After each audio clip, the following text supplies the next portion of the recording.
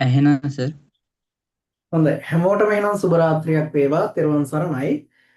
ඉතින් අද දවසේදී අපි ප්‍රාචීන අවසාන එහෙම නැත්නම් රාජකීය පඬිත උපාධි විභාගයට අදාළව සිද්ධ කරන පළවෙනි දේශනයට පළවෙනි පන්තියට තමයි අද දවසේ හැමෝම සම්බන්ධ වෙලා ඉන්නේ. ඉතින් මෙතන ඉන්න හැම කෙනාම අනිවාර්යයෙන්ම ප්‍රාචීන මධ්‍යම විභාගයේ සමත් වුණු අය. එහෙම නැත්නම් ප්‍රාචීන මධ්‍යම විභාගයේ ලියපු අය. එතකොට දැන් මෙතන සමහර විට ඇති ගිය අවුරුද්දේ කියන්නේ මේ අන්තිමටම තිබුණු අප්‍රේල් වල තිබුණු ප්‍රාචීන මධ්‍යම ලියපු අයත් ඇති. කියන්නේ තාම රිසල්ට් ඇවිත් නැහැ රිසල්ට් බලාපොරොත්තු වෙමින් ඉන්නවා. ඒ වගේම තවත් සමහර අය ඇති අවුරුද්දකට දෙකකට සමහරට අවුරුදු ගානකට කලින් ප්‍රාචීන මධ්‍යම ලියලා පාස් වෙලා ප්‍රාචීන අවසානයේ ලියන්න බලාපොරොත්තු වෙමින් ඉන්න අයත් ඇති. ඒ වගේම තමා සමහර විට ප්‍රාචීන අවසානයේ මීට කලින් ලියලා හැබැයි රිපීට් එහෙම නැත්නම් විභාගයේ සමත් වෙන්න බැරි වුණු අයත් ඇති. ඔය පාර්ශව තුනම අනිවාර්යෙන් මෙතන ඉන්නවාද. එතකොට ඔබ වහන්සේලාට මම පොඩි දෙයක් කියලා ඉන්නම් මේ අන්තිමට විභාගෙ ලියපු අයට. අන්තිමටම තිබුණු රිසල්ට් ආපු නැති විභාගෙ ලියපු අයට. ගොඩක් දෙනෙක් අහලා තිබුණා මේ රිසල්ට් එන්නේ කවද්ද ප්‍රතිඵල එන්නේ කවද්ද කියන එක. ප්‍රතිඵල සාමාන්‍යයෙන් ප්‍රාචීන විභාගවල අඩුම මාස 6ක් ඇතුළත එනවා. සාමාන්‍ය පෙළ උසස් පෙළ වගේ නම් මාස 3න් එනවනේ. හැබැයි ප්‍රාචීන විභාගවල ගොඩාක් දුරට මාස 6ක් ඇතුළත ප්‍රතිඵල එනවා. සමහර අවුරුදු වල ඒක මාස 6 මාස 8ක් 10ක් වෙන්නත් පුළුවන්. හැබැයි පොඩි ආරංචියක් තියෙනවා මේ අවුරුද්දේ ටිකක් කලින් එනවා කියලා ආරංචියකුත් තියෙනවා. ඒක ඉතින් මේ නිල නොවන ආරංචියක්. ඒක නිසා නිශ්චිතව කියන්න බෑ. කොහොමත් එතකොට ඔබ වහන්සලාට ගොඩක් දුරට ඔක්තෝබර් මාසෙ වගේ වෙද්දී ඊට කලින් ඔක්තෝබර් වෙද්දී නෙවෙයි ඊට කලින් ගොඩක් දුරට විභාග ප්‍රතිඵල ලැබෙනවා. එතකොට හැබැයි මේ ගිය අවුරුද්දේ නැත්තම් මේ ප්‍රතිඵල ආපු නැති අයගේ හිතේ පොඩි බයක් තියෙන්න පුළුවන්. මම ප්‍රාචීන මේ මධ්‍යම දැන් පාස් නැහැ. තාම පාස් වෙලා නැහැනේ. හදිසියවත් ෆේල් වෙලා තිබුණොත් එහෙම. හදිසියවත් මගේ රිසල්ට් එක රිපීට් එකක් තිබුණොත් එහෙම මට අවසාන ලියන්න බෑනේ වැඩක් නැහැනේ මං ඉගෙනගෙන. ප්‍රාචීන අවසානයේ. යන්න ඒ අයට පොඩි උපදේශයක් දෙන්නම් මුලින්ම. පන්ති ඇතුළට යන්න කලින්. එතකොට දැන් ඔබ වහන්සේලා ප්‍රාචීන මධ්‍යම ලියලා තාම ප්‍රතිඵල නැහැනේ. ප්‍රතිඵල නැති වුණාට කමක් නැහැ. ඔබ වහන්සේලා අනිවාර්යෙන් ප්‍රාචීන අවසානට වැඩ පටන් ගන්න. ඒකට හේතුව ප්‍රතිඵල එන්න ඕන මාස 6ක් විතර යනවානේ. මාස 6ක් කියන්නේ ඔක්තෝබර් විතර වෙද්දී ප්‍රතිඵල එනවා. හරිද? එතකොට ඔක්තෝබර් වෙද්දී ප්‍රතිඵල ආවහම ඔබ වහන්සේලා පාස් වෙලා තිබුණොත් විභාගේ මම හිතනවා හැම ගොඩාක් දෙනෙක් ඒ කියන්නේ හැමෝම පාස් වෙයි අනිවාර්යෙන්ම මොකක් හරි ගැටලුවක් නොවි පාස් වෙලා තිබුණොත් කිසිම ගැටලුවක් නැතුව ප්‍රාචීන අවසානයේට ඉගෙනගෙන යද්දී ලියාගෙන යන්න පුළුවන්. හැබැයි ඔබ වහන්සේලා හිත ඉන්නවා රිසල්ට් එනකල් ඉන්නවා වෙන මොකක් හරි කෝස් එකක් හරි කරනවා එක්කෝ මොකුත් කරන්නේ නිකන් ඉන්නවා රිසල්ට් එනකල්. රිසල්ට් එනකල් ඉඳලා දැන් ඔන්න රිසල්ට් එක එනවා. විභාගේ පාස්. ප්‍රාචීන මධ්‍යම පාස්. හැබැයි අවසානයේ ඊළඟ අවුරුද්ද ලියන්න කාලය මදි වෙනවා. ඒ මාස 6ක් වගේ ඉතිරි වෙන්නේ. මේ මාස 6 ෆුල් ටයිම් වෙහසුනොත් හැර ලියන්න අමාරුයි. හරිද? ලොකු කැපකිරීමක් කරන්න වෙනවා. ඉතින් එතකොට ඔබ වහන්සේලා මධ්‍යමේ පාස් වුණත් වැඩක් නැහැ. අන්තිමට කාලය මදි වුණොත් ලබන අවුරුද්දේ සමහරට මේ එන අවුරුද්දේ ලියන්න බැරි වෙලා ඊට පස්සේ අවුරුද්දම ආයෙත් ලියන්න වෙන්නේ. ඔන්න එතනත් අවුරුද්දක් අපත යනවා. එහෙම නැත්නම් මෙහෙම හිතන්න. ඔබ වහන්සේලා ඔන්න දැන් ප්‍රාචීන මධ්‍යමේ ලිව්වා ප්‍රතිඵල නැහැ. ඔන්න දැන් අවසානයේට ඉගෙන ගන්නවා. හැබැයි ඔන්න දැන් මාස 6ක් විතර ගිහිල්ලා රිසල්ට් එනවා. ඔන්න මොකක් හරි රිසල්ට් එකේ ගැටලුවක් මධ්‍යම එක පේපරයක් හරි එක විෂයක් හරි ඔන්න අසමත් වෙලා එක්ක රිපීට් එකක් තියෙනවා. දැන් මොකද කරන්නේ? දැන් පොඩ්ඩක් අවුල්නේ හිතට. ඇයි? අවසානට දැන් ඉගෙන ගන්නනේ ගමන්. හැබැයි මධ්‍යමෙත් ඔන්න එක අඩුවක් තියෙනවා. අන්න එහෙම කරත් ඒකත් ඔබ වහන්සේලා බුද්ධිමත්කමක්. ඔබ වහන්සේලාගේ බුද්ධිමත්කමත් අනුව තමයි එහෙමත් කරන්නේ. ඒක හේයන්න හේතුව තමයි ඔබ වහන්සේලාට දැන් එතකොට මේ විභාගේ මොන හරි කියන ප්‍රතිඵලය අවුල් වෙලා තිබුණත් කිසිම ගැටලුවක් නැහැ. මොකද ප්‍රාචීන අවසානයේ මුල් කොටස් ටික ඔක්කොම හැම විෂයකම හැම කොටසකම මුල් කොටස් ඔක්කොම අහුවෙලා ඉවරයි.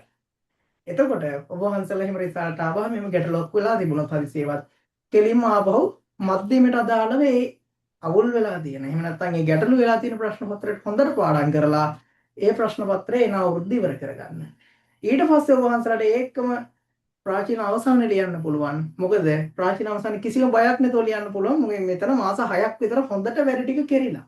මාස 6ක් විතර හොඳට මේ මුල් කොටස් ටික අහු වෙලා තියෙනවා. ඒ නිසා කිසිම බයක් නැතුව අවසානයට යන්න පුළුවන්. එහෙම නැත්නම් රිසල්ට් එනකල් බල ඉඳලා අපි නිකන් මාස 6ක් කාලා දැම්මොත් එහෙම නිකන් මාස 6ක් අපත යවුවොත් එහෙම කිසිම තේරුමක් නැහැ ලොකු අපරාධයක්. ඒක කරගන්න එපා කවුරුත්. විභාගය ගැන හිතන්න එපා. විභාගේ දැන් ලියලා ඉවරයිනේ අපි. එතකොට අපිට තියෙන්න කරන්න බැහැ. මයික් එකක් ඔන් වෙලා ඔව් ගයිඩ් ගන්න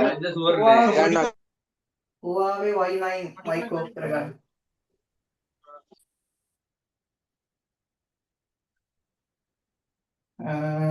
right. එතකොට ඔබ වහන්සේලාට විභාග ප්‍රතිඵලය ගැන හිතන්න එපා. කෙලින්ම අවසානට වැඩ පටන් ගන්න. පාස් වෙලා තිබ්බොත් කොහොමවත් අපිට කරගන්න පුළුවන්. හදිසියෙවත් මොකක් හරි වෙලා රිපීට් එකක් තිබුණොත් එහෙම කිසිම ගැටලුවක් නැහැ. මොකද ප්‍රාචීන අවසානයේ ලොකු කොටසක් කවර් කරගෙන මේ ඉදිරි කාලය ඇතුළත. එතකොට ඔබ වහන්සේලාට ඊළඟ පාර ප්‍රාචීන අවසානයේ මේ දැන් හිතන්නකො S එකෙන් පාස් වෙන්න හිතන් හිටියා නම් ඊට වඩා හොඳ රිසල්ට් එකකින් පාස් වෙන්න පුළුවන්. රිපීට් එකක් පුරවලා. ඒක නිසා. right. එතකොට ඒක අලුතෙන් විභාගෙ ලියපුවාට තමයි ඒ උපදේශය දුන්නේ මුලින්ම. ඉතින් හාමුදුරුවනේ දරුවනේ මෙහෙණින් වහන්සේ අද මේ ආරම්භ කරන ප්‍රාචීන අවසාන පන්තියේ අද දවසේදී අපි කතා කරන ගොඩාක් වැදගත් දේවල් ටිකක්. ගොඩක් වැදගත්. ඒකට හේතුව තමයි අපිට තියෙනවා ප්‍රාචීන අවසාන විභාගයට අදාළව ප්‍රශ්න පත්‍ර ටිකක් තියෙනවා. මේ ප්‍රශ්න පත්‍ර ගැන, ප්‍රශ්න පත්‍ර හැදෙන විදිහ ගැන, ගන්න ඕනි පොත් ගැන, ගන්න අවශ්‍ය නැති පොත් ගැන, පන්තියේදී අපි කරන වැඩ කොටස් ගැන, අපිට අත්තරින්න පුළුවන් දේවල් ගැන. අත්තරින්න පුළුවන් දේවලුත් තියෙනවා. සිලබස් එකේ තියෙන ඔක්කොම කරන්න ඕනේ නැහැ අපි.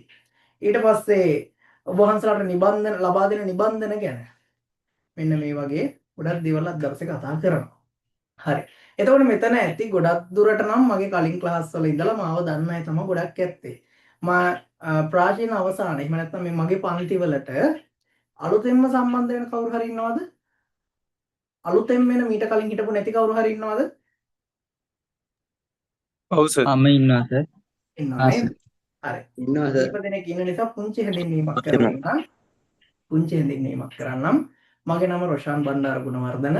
දැනට මහනුවර සිරි වජිරඥාන ධර්මායතන මහපිරිවෙනේ ප්‍රාචීන අංශභාර ආචාර්යවරයා විදිහට සේවය කරනවා.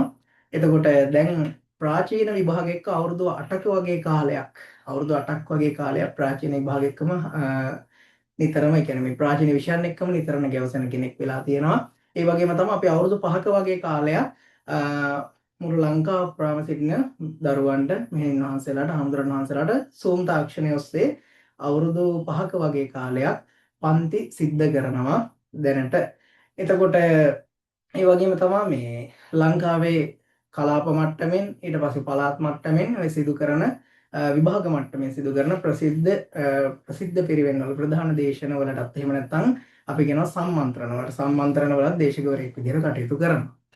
එතකොට ඒ වගේම තමයි දැනට මේ අවුරුදු 5 ඇතුළත මේ අවුරුදු 5ක කාලය පුරාවට කරපු ප්‍රාචීන විභාග පන්තිවලදී සමස්ත ලංකා එක එහෙම නැත්නම් පළවෙනි ස්ථානයේ ඉඳලා පස්වෙනි ස්ථානය දක්වා ඉන්න එහාට සමස්ත ලංකා ප්‍රතිඵල ඇතුළුව සමත් ප්‍රතිඵල වැඩි ප්‍රමාණයක් බිහි කරන්න අපේ පන්තියෙන් අපිට හැකියාව ලැබිලා තියෙනවා.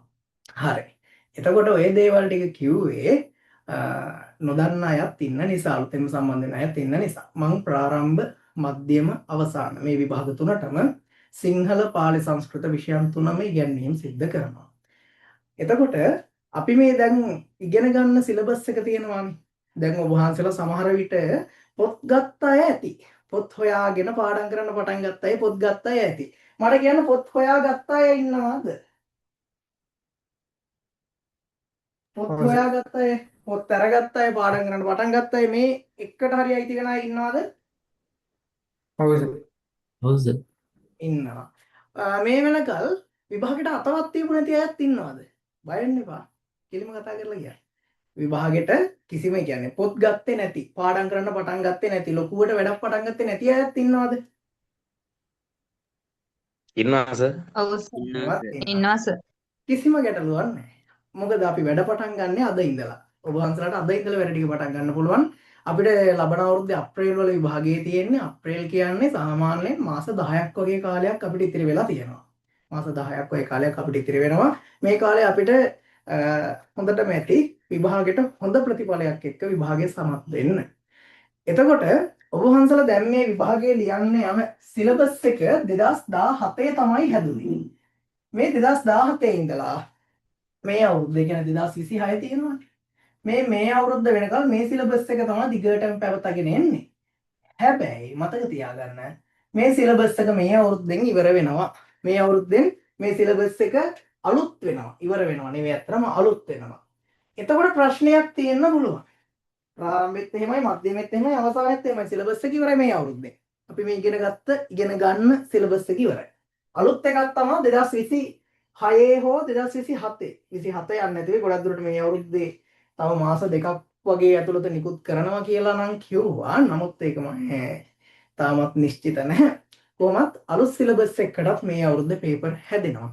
හැබැයි අපි මේ පාර එක්සෑම් ලියන්නේ අලුත් සිලබස් එකෙන් නෙවෙයි. මේ 2026ට අපි ලියන්නේ මේ 2017 ඉඳන් එන කියන්නේ අපේට මේ දක්වා තියෙන සිලබස් එකෙන්ම තමයි. අපිට මේ සිලබස් එකෙන් තව අවුරුදු 3ක් විභාගෙ ලියන්න පුළුවන්. තව අවුරුදු 3ක් අපිට කාලය තියෙනවා මේ සිලබස් එකෙන් විභාගෙ ලියන්න. ගොඩක් දුරට මේ අවුරුද්දත් එක්ක අවුරුදු 3ක්. මේ අවුරුද්ද නැත්තම් අවුරුදු 2ක්. එතකොට සාමාන්‍යයෙන් ඔබ වහන්සලාට හිතෙන්න පුළුවන් දැන් මේ පාර ලියලා එකපාරටම පාස් වෙන්න බැරි වුණොත් එතකොට ආයෙ අලුත් සිලබස් එකෙන් ඔක්කොම ඉගෙනගෙන ඔක්කොම ලියන්න වෙයිද? නෑ එහෙම ප්‍රශ්නයක් නෑ. හදිසියෙවත් මොකක් හරි ගැටලුවක් වුණොත් ඔබ වහන්සේලාට අවුරුදු 3ක කාලයක් තියෙනවා මේ සියලු දේවල් ඉවර කරගන්න. සිලබස් එක වෙනස් වුණාට ඒක ගැටලුවක් වෙන්නේ නෑ. හරි.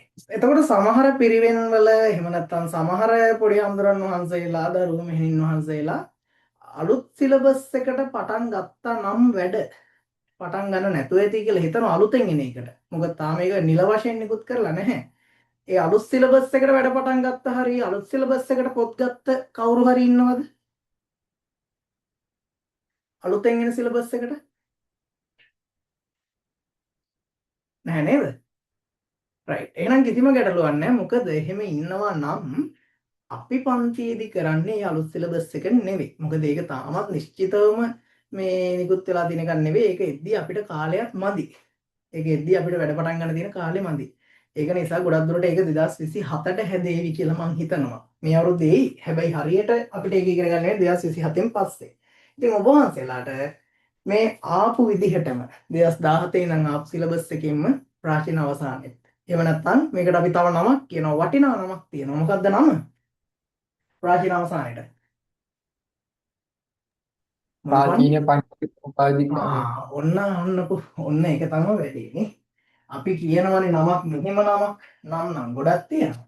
අපි ප්‍රාචීන අවසාන කියනවා තව කියනවා ප්‍රාචීන රාජකීය පඬිතු. ප්‍රාචීන පඬිත උපාධිය කියලා මේකට කියනවා. ඒ ප්‍රාචීන කියන නමෙන් විභාග පවත්වන නිසානේ.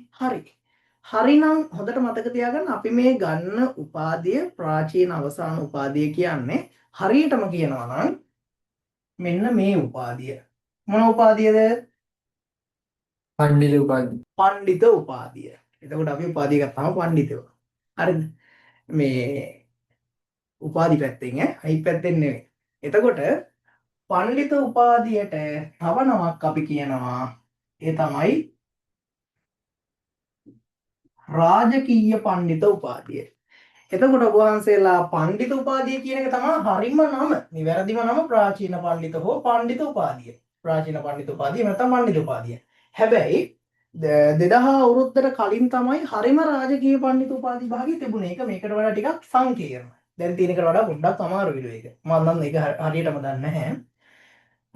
ඊට වඩා අමාරු කියලා තමයි කියන්නේ. එතකොට අද වෙද්දී කරන්නේ ප්‍රාචීන පඬිත උපාධිය. හැබැයි අපිට රාජකීය පඬිත කියන නම කිසිම ගැටලුවක් නැතුව භාවිත කරන්න පුළුවන්. ඒකට හේතුව 2000න් පස්සේ විභාග ලියලා පාස් වෙන අයටත් මේ පඬිත උපාධිය රාජකීය පඬිත කියන නම භාවිත කරන්න ප්‍රාචීන භාෂ්වපකාර සමාගමේ කමිටුවෙන් අනුමැතිය හිමි වෙලා තියෙනවා. ඒ කියන්නේ මේ අපි කරන එකට කවුරු හරි කියනවා රාජකීය පඬිත නෙවෙයි කියලා නෑ, ඒක බොරුවක්. රාජකීය පඬිත තමයි. රාජකීය පඬිත කියන උපාධිය එහෙම නැත්නම් ගෞරව නාමය අපිට පාවිච්චි කරන්න පුළුවන්. රයිට්. ඔය එක කාරණාවක්. තව කාරණාවක් තියෙනවා. ඒ තමයි මේ රාජකීය පඬිත උපාධිය එකපාර පාස් වුණොත් විතරද ගන්න පුළුවන් නැත්නම් අර අපි අර මොකද්ද මට ඒකට කියනවා විජිනපත නේද? විජිනපතක් දෙනවා. ඒ විජිනපත ලැබෙන්නේ නැද්ද? ඔන්නෝම ප්‍රශ්න ටිකක් තියෙනවනේ. නැහැ. ඒකත් බොරුවක්. ප්‍රාචීන අවසාන උපාධිය නැත්නම් රාජකීය පඬිතු උපාධිය ඔබ වහන්සේලාට සාමාන්‍යයෙන් විෂයන් තුන වෙන වෙනම කරලා පාස් වෙන්නත් පුළුවන්. විෂයන් තුනම එකපාර කරලා පාස් වෙන්නත් පුළුවන්. හැබැයි මම යෝජනා කරනවා විෂයන් තුන වෙන වෙනම කරන්න එපා. එහෙම කරොත් එහෙම ඔබ වහන්සේලා ටිකක් ඒක පොඩි ප්‍රශ්නයක් වෙන්න පුළුවන්. දැන් හිතන්නකෝ අවුරුදු 3යි තියෙන්නේ. මේ අවුරුදු 3 විෂයන් තුන කරලා ඉවර කරගන්න බැරි වුණොත් අලුත් සිලබස් එකකටයි විභාගෙම ලියන්න වෙනවා. මුළු විභාගෙම. අපරාධයන්නේ. ඒ නිසා කොහොම හරි මහන්සි වෙලා අපි අමාරු නැහැ. විභාගෙ ගොඩක් ලේසි විභාගයක්. මම ඉස්සරහට පේපර් ටිකත් එක දාලා පෙන්නන්නම්. එතකොට තේරෙවි. මේ ප්‍රාචීන අවසාන විභාගයේ එක අවුරුද්දෙම අපි ඉවර කරගන්නවා. හරි. එතකොට ඔබ වහන්සේලාට ප්‍රාචීන අවසාන එහෙම නැත්නම් මේ රාජකීය පඬිත කියන උපාධි නාමයේ විභාගේ කොහොම පාස් වුණත් ලැබෙනවා. එකපාර පාස් වුණත් ඊට පස්සේ එකපාර පාස් වෙන්න බැරුව මොකද රිපීට් එකක් හරි විෂයක් ෆේල් වෙලා හරි මොකක් හරි තිබිලි ඉවරලා ඒක ආයෙ කරලා ආයෙ පාස් වුණා විභාගය පාස් නම් විභාගය කොයි ආකාරයෙන් හෝ සමත් වෙලා නම් ඔබ වහන්සේලා රාජකීය පඬිත තමයි. ඒ කිසිම වෙනසක් වෙන්නේ නැහැ. අනිත් එක තව වටිනාකමක් තියෙනවා. වටිනාකමක් කියන තව විශේෂ කාරණාවක් මේක උපාධි විභාගයක්. සාමාන්‍යයෙන් ප්‍රාචීන ප්‍රාරම්භ මොකටද සමාන කරන්නේ? මේක රජයෙන්ම සමාන කරලා තියෙන්නේ. ප්‍රාචීන ප්‍රාරම්භේ රජ විභාගයකට සමානයි තව. මොකටද? උසස් පෙළ. අපොස උසස් පෙළ විභාගයට සමානයි. සහතිකයම ගහලා තියෙනවා. මෙම සහතිකය අපොස උසස් පෙළ විභාග ප්‍රතිඵල සහතිකයට සමානයි කියලා සහතිකයම ගහලා තියෙනවා. සහතික ගත්තයි ඒව දැකලා ඇති. එතකොට ප්‍රාචීන මධ්‍යම සමාන වෙන්නේ මොකටද? මධ්‍යම. දැන් ගොඩක් දෙනෙක් ප්‍රාරම්භයේ සමාන වෙන එකක් දන්නවා. අවසානයේ සමාන වෙන එකක් දන්නවා. මධ්‍යම සමාන වෙන එක දන්නේ නැහැ. කියන්න පුළුවන් නේද? විශ්වවිද්‍යාලයක දෙවෙනි GAQ GAQ අවුරුද්ද ඔව් GAQ කියන්නේ විශ්වවිද්‍යාලයේ මේකට තව නමක් කියනවා කලා යෝග්‍යතා පරීක්ෂණය. විශ්වවිද්‍යාලේ පළවෙනි අවුරුද්දේ එක්සෑම් එකේ ප්‍රතිඵලයට සමානයි. ප්‍රාචීන මධ්‍යම. ඒ වගේම මේකේ තව chance එකක් තියෙනවා. රජයේ ගුරුවරයෙක් විදිහට පරිවේනාචාර්යවරයෙක් විදිහට කෙටිම කාලෙකින් ප්‍රාචීන මධ්‍යම කරලා යන්න පුළුවන්. හැබැයි පත්තිම ස්ථිර වෙන්නේ අවසානෙත් කරලා ඉවර වුණා. හරිද? එතකොට ඔන්න ඒක දෙවෙනි chance එක. ඊට පස්සේ තුන්වෙනිටම ප්‍රාචීන අවසාන සාමාන්‍ය උපාධිය සමාන වෙන්නේ මොකටද? ප්‍රාචීන අවසානයේ. මොකටද සමාන වෙන්නේ? දැන් ඉගෙන ගන්න යන්නේ ඒකනේ. දැනන් ඉන්නේ. BA එකට නේද සර්? ඔව් BA Bachelor of Art. එහෙම නැත්නම් අපි මේකට කියනවා ශාස්ත්‍රවේදී උපාධිය. සාමාන්‍යයෙන් අවුරුදු දෙකක් උසස් පෙළට ඉගෙනගෙන උසස් පෙළ සමත් වෙලා ඊට පස්සේ කැම්පස් එකට ගිහලා කැම්පස් එකේ අපි අවුරුදු 3ක් 4ක් ඉගෙනගෙන ගන්න පළවෙනි උපාධිය තියෙනවානේ. ශාස්ත්‍ර පැත්තෙන් යද්දී ඒකට අපි කියන්නේ ශාස්ත්‍රවේදී. ඔබ විද්‍යා පැත්තෙන් නම් විද්‍යාවේදී ඔහොම තියෙනවා. වේදී කියන එක තමයි එන්නේ. පළවෙනි උපාධිය ඕනිම කෙනෙක්ගේ ජීවිතේ පළවෙනි උපාධිය. එතකොට ශාස්ත්‍රවේදී සාමාන්‍ය උපාධියට සමානයි ප්‍රාචීන අවසාන විභාග ප්‍රතිඵලය. ගොඩක් වටින ප්‍රතිඵලයක්. ගොඩක් වටින විභාගයක්. මොකද මේකේ තව chance එකක් තියෙනවා. ප්‍රාචීන අවසානයේ පාස් වෙච්ච කෙනෙක්ට දෙවෙනි උපාධිය කරන්න පුළුවන්. දෙවෙනි උපාධිය මොකද්ද? දෙවෙනි උපාධිය MA මාස්ටර් MA. එතකොට MA කියන්නේ ශාස්ත්‍රපති. දැන් ඉස්කෝලේ නැත්නම් පාසල් පැත්තෙන් ගියපු කෙනෙක්ට නම් ශාස්ත්‍රවේදී නොකර MA එක නැත්නම් ශාස්ත්‍රපති කරන්න බෑ. හැබැයි ඔබ වහන්සේලාට පුළුවන් ප්‍රාරම්භය කරා පාස් වුණා, මධ්‍යමේ කරා පාස් වුණා, අවසානයේ කරා පාස් වුණා. අවසාන කියන්නේ එතකොට BA එකට සමානයිනේ. පළවෙනි උපාධියට සමානයි. ඊට පස්සේ ආය ශාස්ත්‍රවේදී කර ඉන්න ඕනේ. කෙලින්ම ඊළඟ එක කරන්න පුළුවන්. ශාස්ත්‍රපති විභාගය. ශාස්ත්‍රපති උපාධිය දෙවෙනි උපාධිය කෙලින්ම කරන්න පුළුවන්.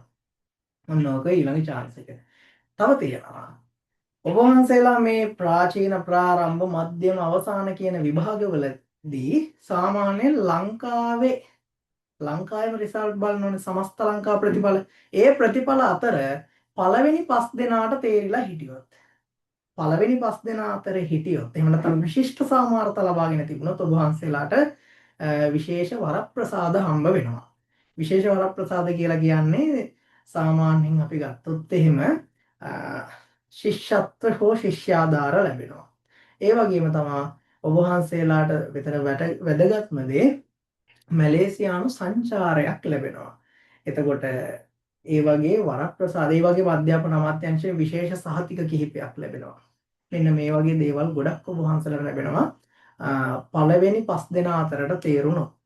හැබැයි ඔක කියද්දී මම සමහර අය හිතනවා ඇති අනේස අපිට නම් ඔය ලොකු ලොකු අතු අල්ලන්න ඕනේ S එකකින් පාස් වෙන්න තිබ්බනම් හොඳටම ඇති S කට්ටක් දාගෙන විභාගේ පාස් වුණා නම් ඒ ඇති කියලා. එහෙම හිතන්න එපා. එහෙම හිතන්න එපා කියන්නේ හේතුව තමයි අපි පොඩ්ඩක් විභාගේ රිසල්ට් ලැබෙන විදිහ බලන්න ගිහිල්ලා ඉන්නේ. විභාගේ ප්‍රතිඵල අපිට ලැබෙනවනේ.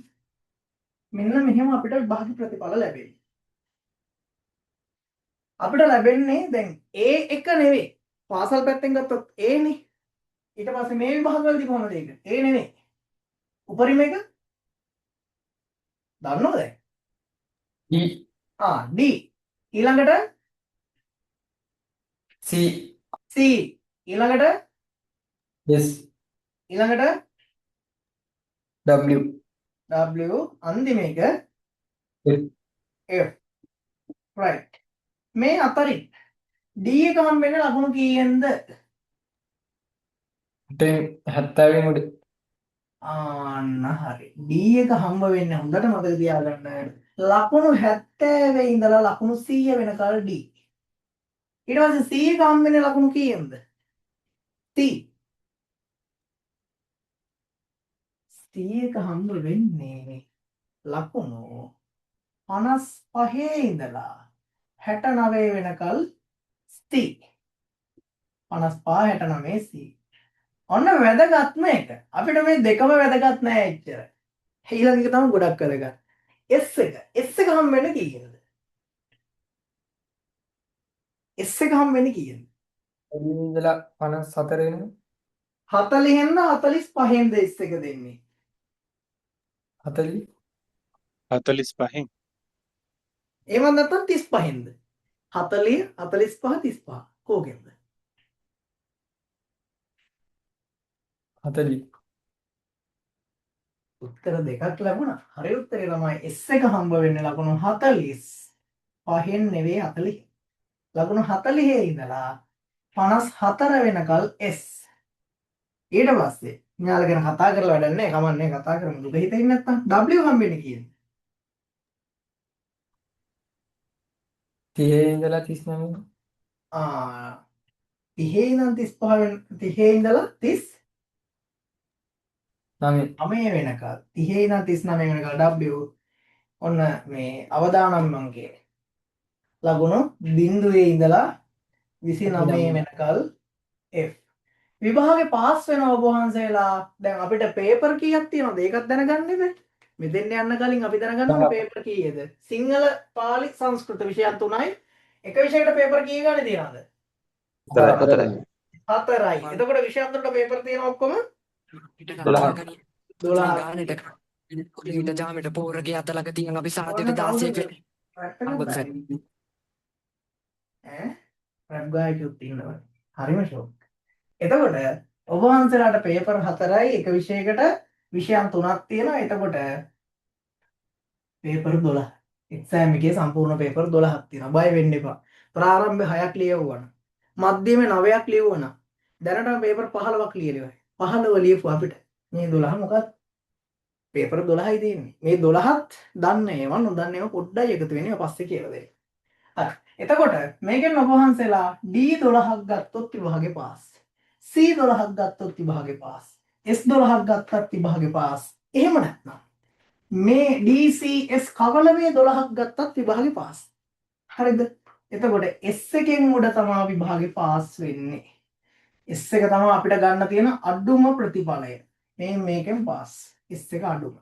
හදිසියේවත් W එකක් හරි F එකක් හරි ආවොත් මොකද වෙන්නේ අපි? ආයෙ ලියන්න වෙනවා. එක පේපරයක් විතරයි නෝන තව chance එකක් දීලා තියෙනවා ප්‍රාචීන භාෂා උපකාර සමාගමේ. දැන් අලුත් සිලබස් එකේ නම් මොනවා වෙයිද දන්නේ නැහැ. ඒ හින්දා ඔබ වහන්සේලා වාසනාවන්තයි. හරිද? එතකොට දැන් දීලා තියෙන chance එක තමයි හාමුදුරුවනේ එක පේපරයක් නම් හිතන්න සිංහල පේපර් 4න් සිංහල 4 වෙනි පේපරේ ඔන්න W හරි F හරි ඇවිල්ලා.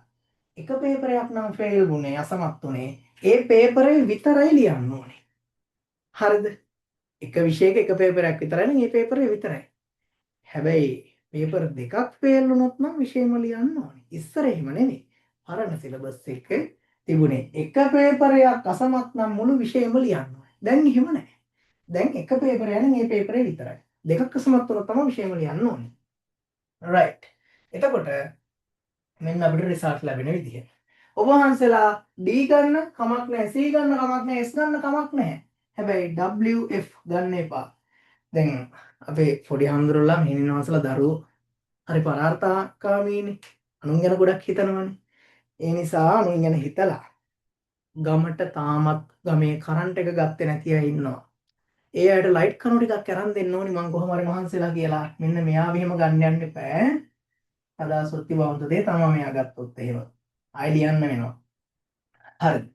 එතකොට WF හැර මේ ඕන රිසල්ට් එකක් ගන්න. හැබැයි මම දන්නවා ගොඩක් දෙනෙක්ගේ ඔළුවේ තියෙන්නේ මෙන්න මේක. S එකෙන් පාස් වෙන එක. S එක අල්ලන්න යන්න එපා.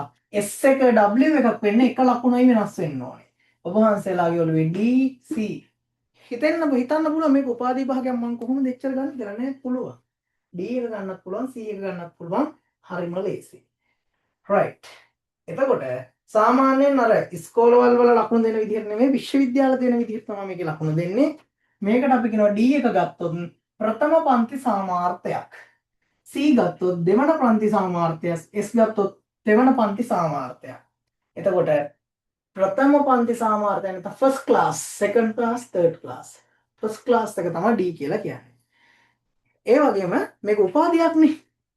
විශ්වවිද්‍යාලේ නම් උපාධියක් ගත්තාම මේ උපාධිය පිරිනමන්නේ කවුද? විශ්වවිද්‍යාලේ කවුද පිරිනමන්නේ? උපාධිය දෙන්නේ කුලපති නේද? කුලපති තමයි දෙන්නේ. හැබැයි රාජකීය පඬිත උපාධිය ගත්තාම ඒ උපාධිය ලබා දෙන්නේ කවුද? ජනාධිපති. ජනාධිපති අතින් ලබා ගන්න තියෙන ලෝකේ කියන්නේ මම අනිත් රටවල් නම් දන්නේ නැහැ. ලංකාවේ තියෙන දැනට එකම උපාධිය තමයි මේ ශිෂ්‍යෙක් වශයෙන් ලබා ගන්න තියෙන එකම උපාධිය තමයි ප්‍රාචීන අවසාන උපාධිය.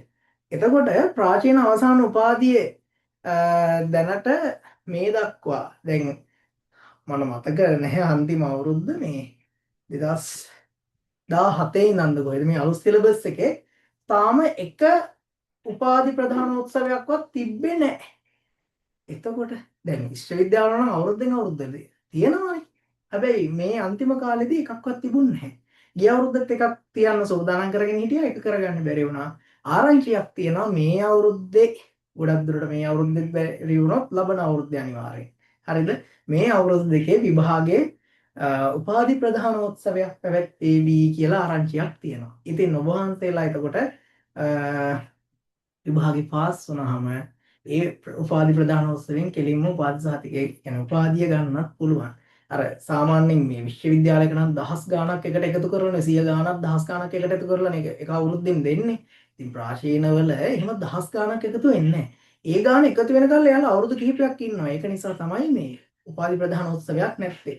අන්තිමටම මේ ජනාධිපති විදිහට මෛත්‍රීපාල සිරිසේන මහතා හිටපු කාලේ තමයි මේ උපාධි ප්‍රධානෝත්සවයක් තිබුණේ. ඊට පස්සේ තිබුණ නැහැ. එතකොට ඊට පස්සේ මම හිතන ජනාධිපතිවරු හිටියා 3 දෙනෙක් හිටියානේ මෙයත් එක්ක.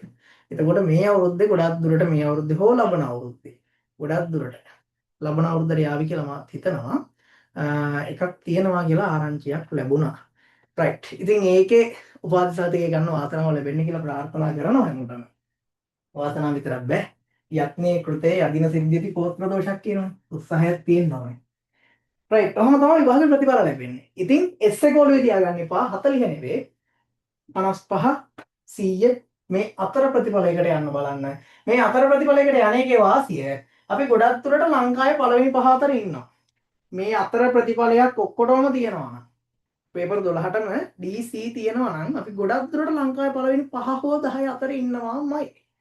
ඒක ඔබ වහන්සේලාට තියෙන ලොකු chance එකක්. right. එතකොට ඔය විදිහට තමයි විභාග ප්‍රතිඵල ලැබෙන්නේ. මේ දක්වා කියපු දේවල් ටික පැහැදිලිද කියන්නේ ඉස්සෙල්ලාම ඉස්සරහට යන්න කලින් පොඩි දේවල් ටිකක් කිව්වේ.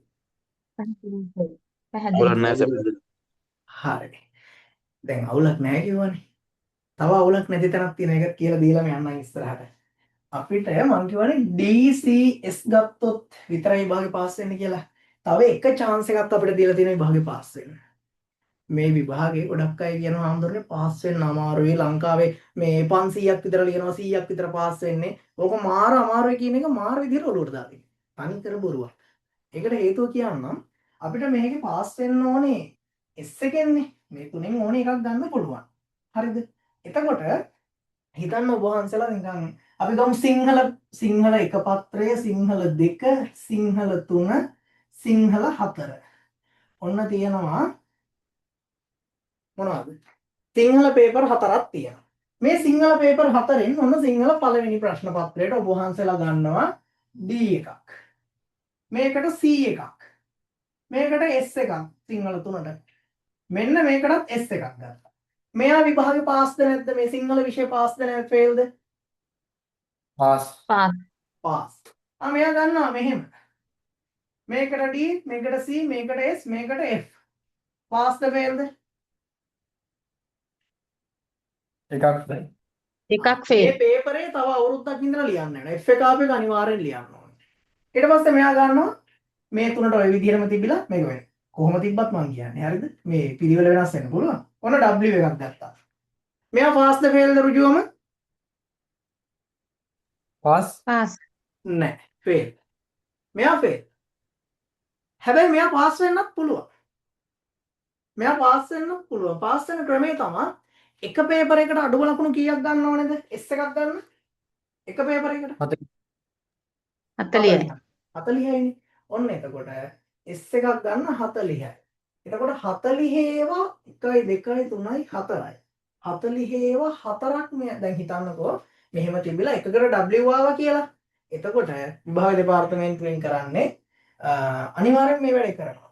පේපර් 4යිනේ. අවම සාමාර්ථ 4ක් එකතු කරලා බලනවා. අවම සාමාර්ථ 4ක් කියන්නේ අවම සාමාර්ථය 40, 40යි 40යි 40යි 40යි. 40 ඒවා 4ක් එකතු කරලා බලනවා. එතකොට කීයද? 160යි. 160යි. ඊට පස්සේ බලනවා මේ W આવොත් විතරයි එක W එකක් આવොත් විතරයි. හරිද? ඊට පස්සේ බලනවා මේ හතරෙම ලකුණු එකතුව 160ට වැඩිද කියලා. ඒ කියන්නේ 40 ඒව 4කට වඩා වැඩිද කියලා. D එක අඩුම ලකුණු වලට D එක ගත්ත 70යි. C එකේ අඩුම ලකුණු 55යි. S එකේ අඩුම ලකුණු 40යි. W එකේ අඩුම ලකුණු 30යි. ඔන්න දැන් මෙයා ගත්ත විදිය මම මේ කිව්වේ. එතකොට මේ පැත්තේ 5යි ඊට පස්සේ 7යි 3යි 10යි 10යි 9යි 19යි 195යි මුළු ලකුණු. මෙතන W ආවට මොකද? අනිත් ඒ වගේ හොඳයි ප්‍රතිඵල ටික. අනිත් ඒ වගේ. එතකොට 160ට වඩා වැඩි නම් මේ විෂය මේ පේපරේ ෆේල්. හැබැයි මේ විභාගේ පාස්. මේ විෂය පාස්යි ලියන්න ඕනේ. මෙහෙම දෙකුවා. හැබැයි මෙහෙම තියනවා කියලා හිතන්න. මේ රිසල්ට් එකම මෙහෙම තියනවා. කොහොමද?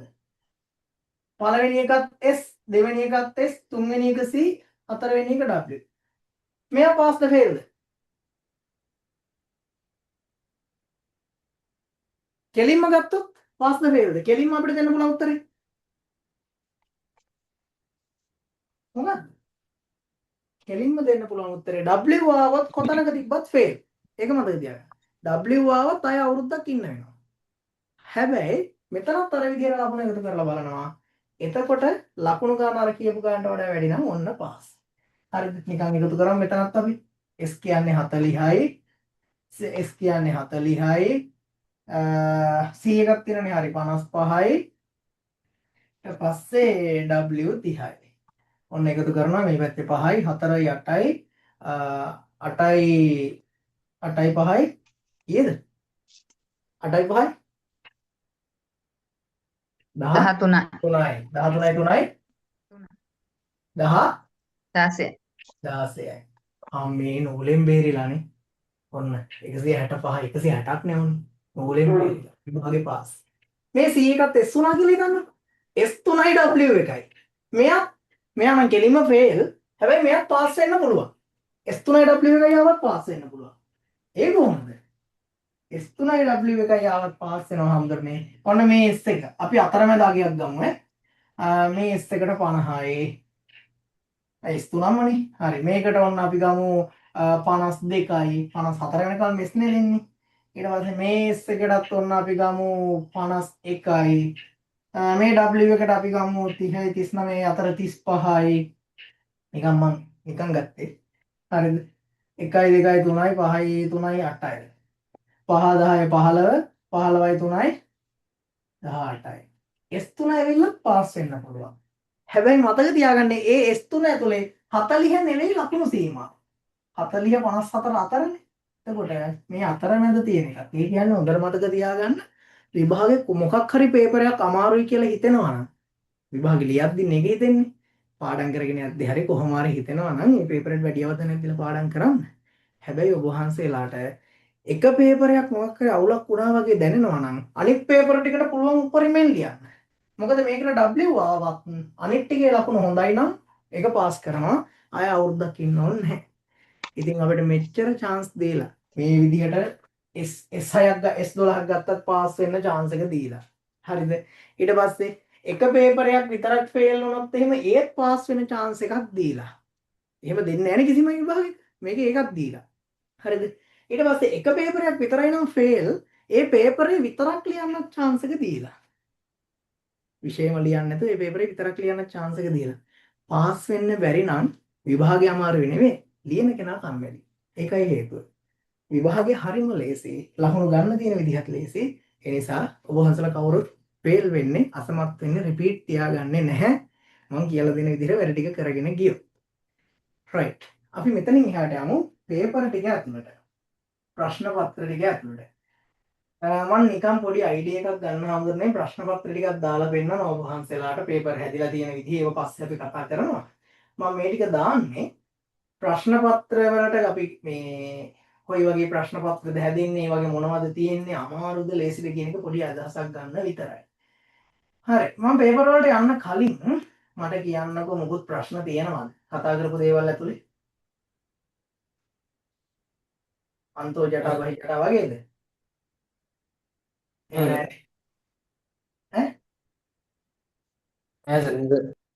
හරි. එහෙනම් ඔන්න මම පේපර් එකක් දාලා තියෙනවා මේ 2023 24 අන්තිම අවුරුද්දට අවුරුදු දෙකකට කලින්. ඒ කියන්නේ මේ අන්තිමටම තිබ්බ එක නෙවෙයි ඊට කලින්. හරි. එතකොට මම මකන්නම්. මම මේ කියපු දේ ප්‍රාරම්භ මධ්‍ය අවසාන තුනටම අදාළයි. ඔබ වහන්සේලා මධ්‍යමේ මොකක් කර නිකන් හිතනකො සංස්කෘත තුන්වෙනි පේපරේ මට අමාරු වුණා ෆේල්ද දන්නේ නැහැ කියලා හිතන් ඉනවා කියලා. ඒකට W ආවත් මධ්‍යම සංස්කෘත තුන පේපරේට W ආවත් ඉතුරු දෙකේ ප්‍රතිඵල හොඳයි නම් විභාගේ පාස්. බය වෙන්න එපා. ඒකයි බය නැතුව විභාගේ ලියන්න කිව්වේ. හරි.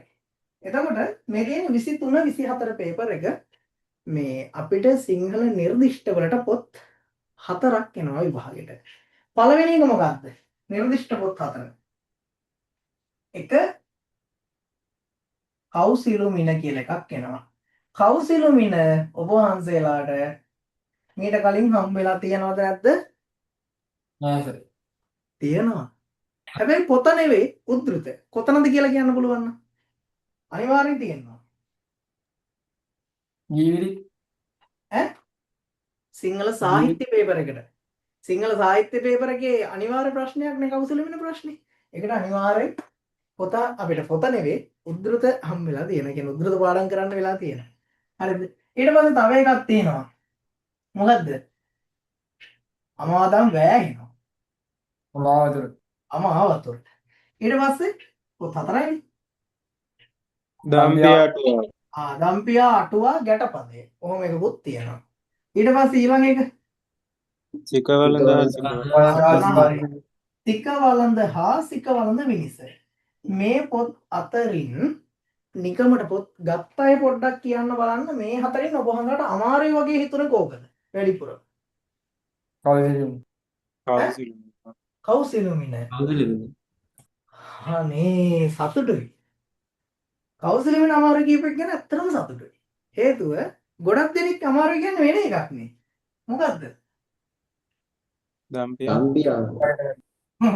ගොඩක් දෙනෙක් අමාරු කියන්නේ දම්පි අටුවා ගැන පදේ. ඒක ලේසි වෙලා කවුසල වෙන අමාරු වෙච්ච එක ගැන අවංකවම සතුටුයි. හරිද? මදේ තියාගෙන මේ පොත් හතරම එච්චර අමාරු නැහැ.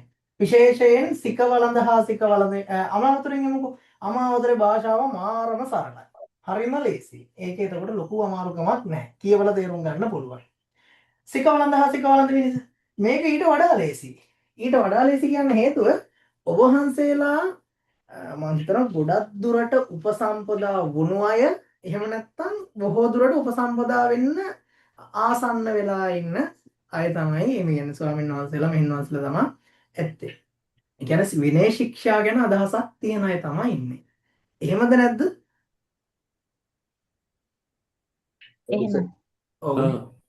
එතකොට සිකවලඳ හා සිකවලඳ විනිසේ තියෙනවා ඒ විනය ශික්ෂා පරාජිකා පාචිත්‍ය මේ ඊට පස්සේ සංඝාදිශේෂ ඔය දේවල් ටිකක් සිංහල භාෂාව චුට්ටක් වෙනස් එක්කරයි වෙනසකට තියෙන්නේ.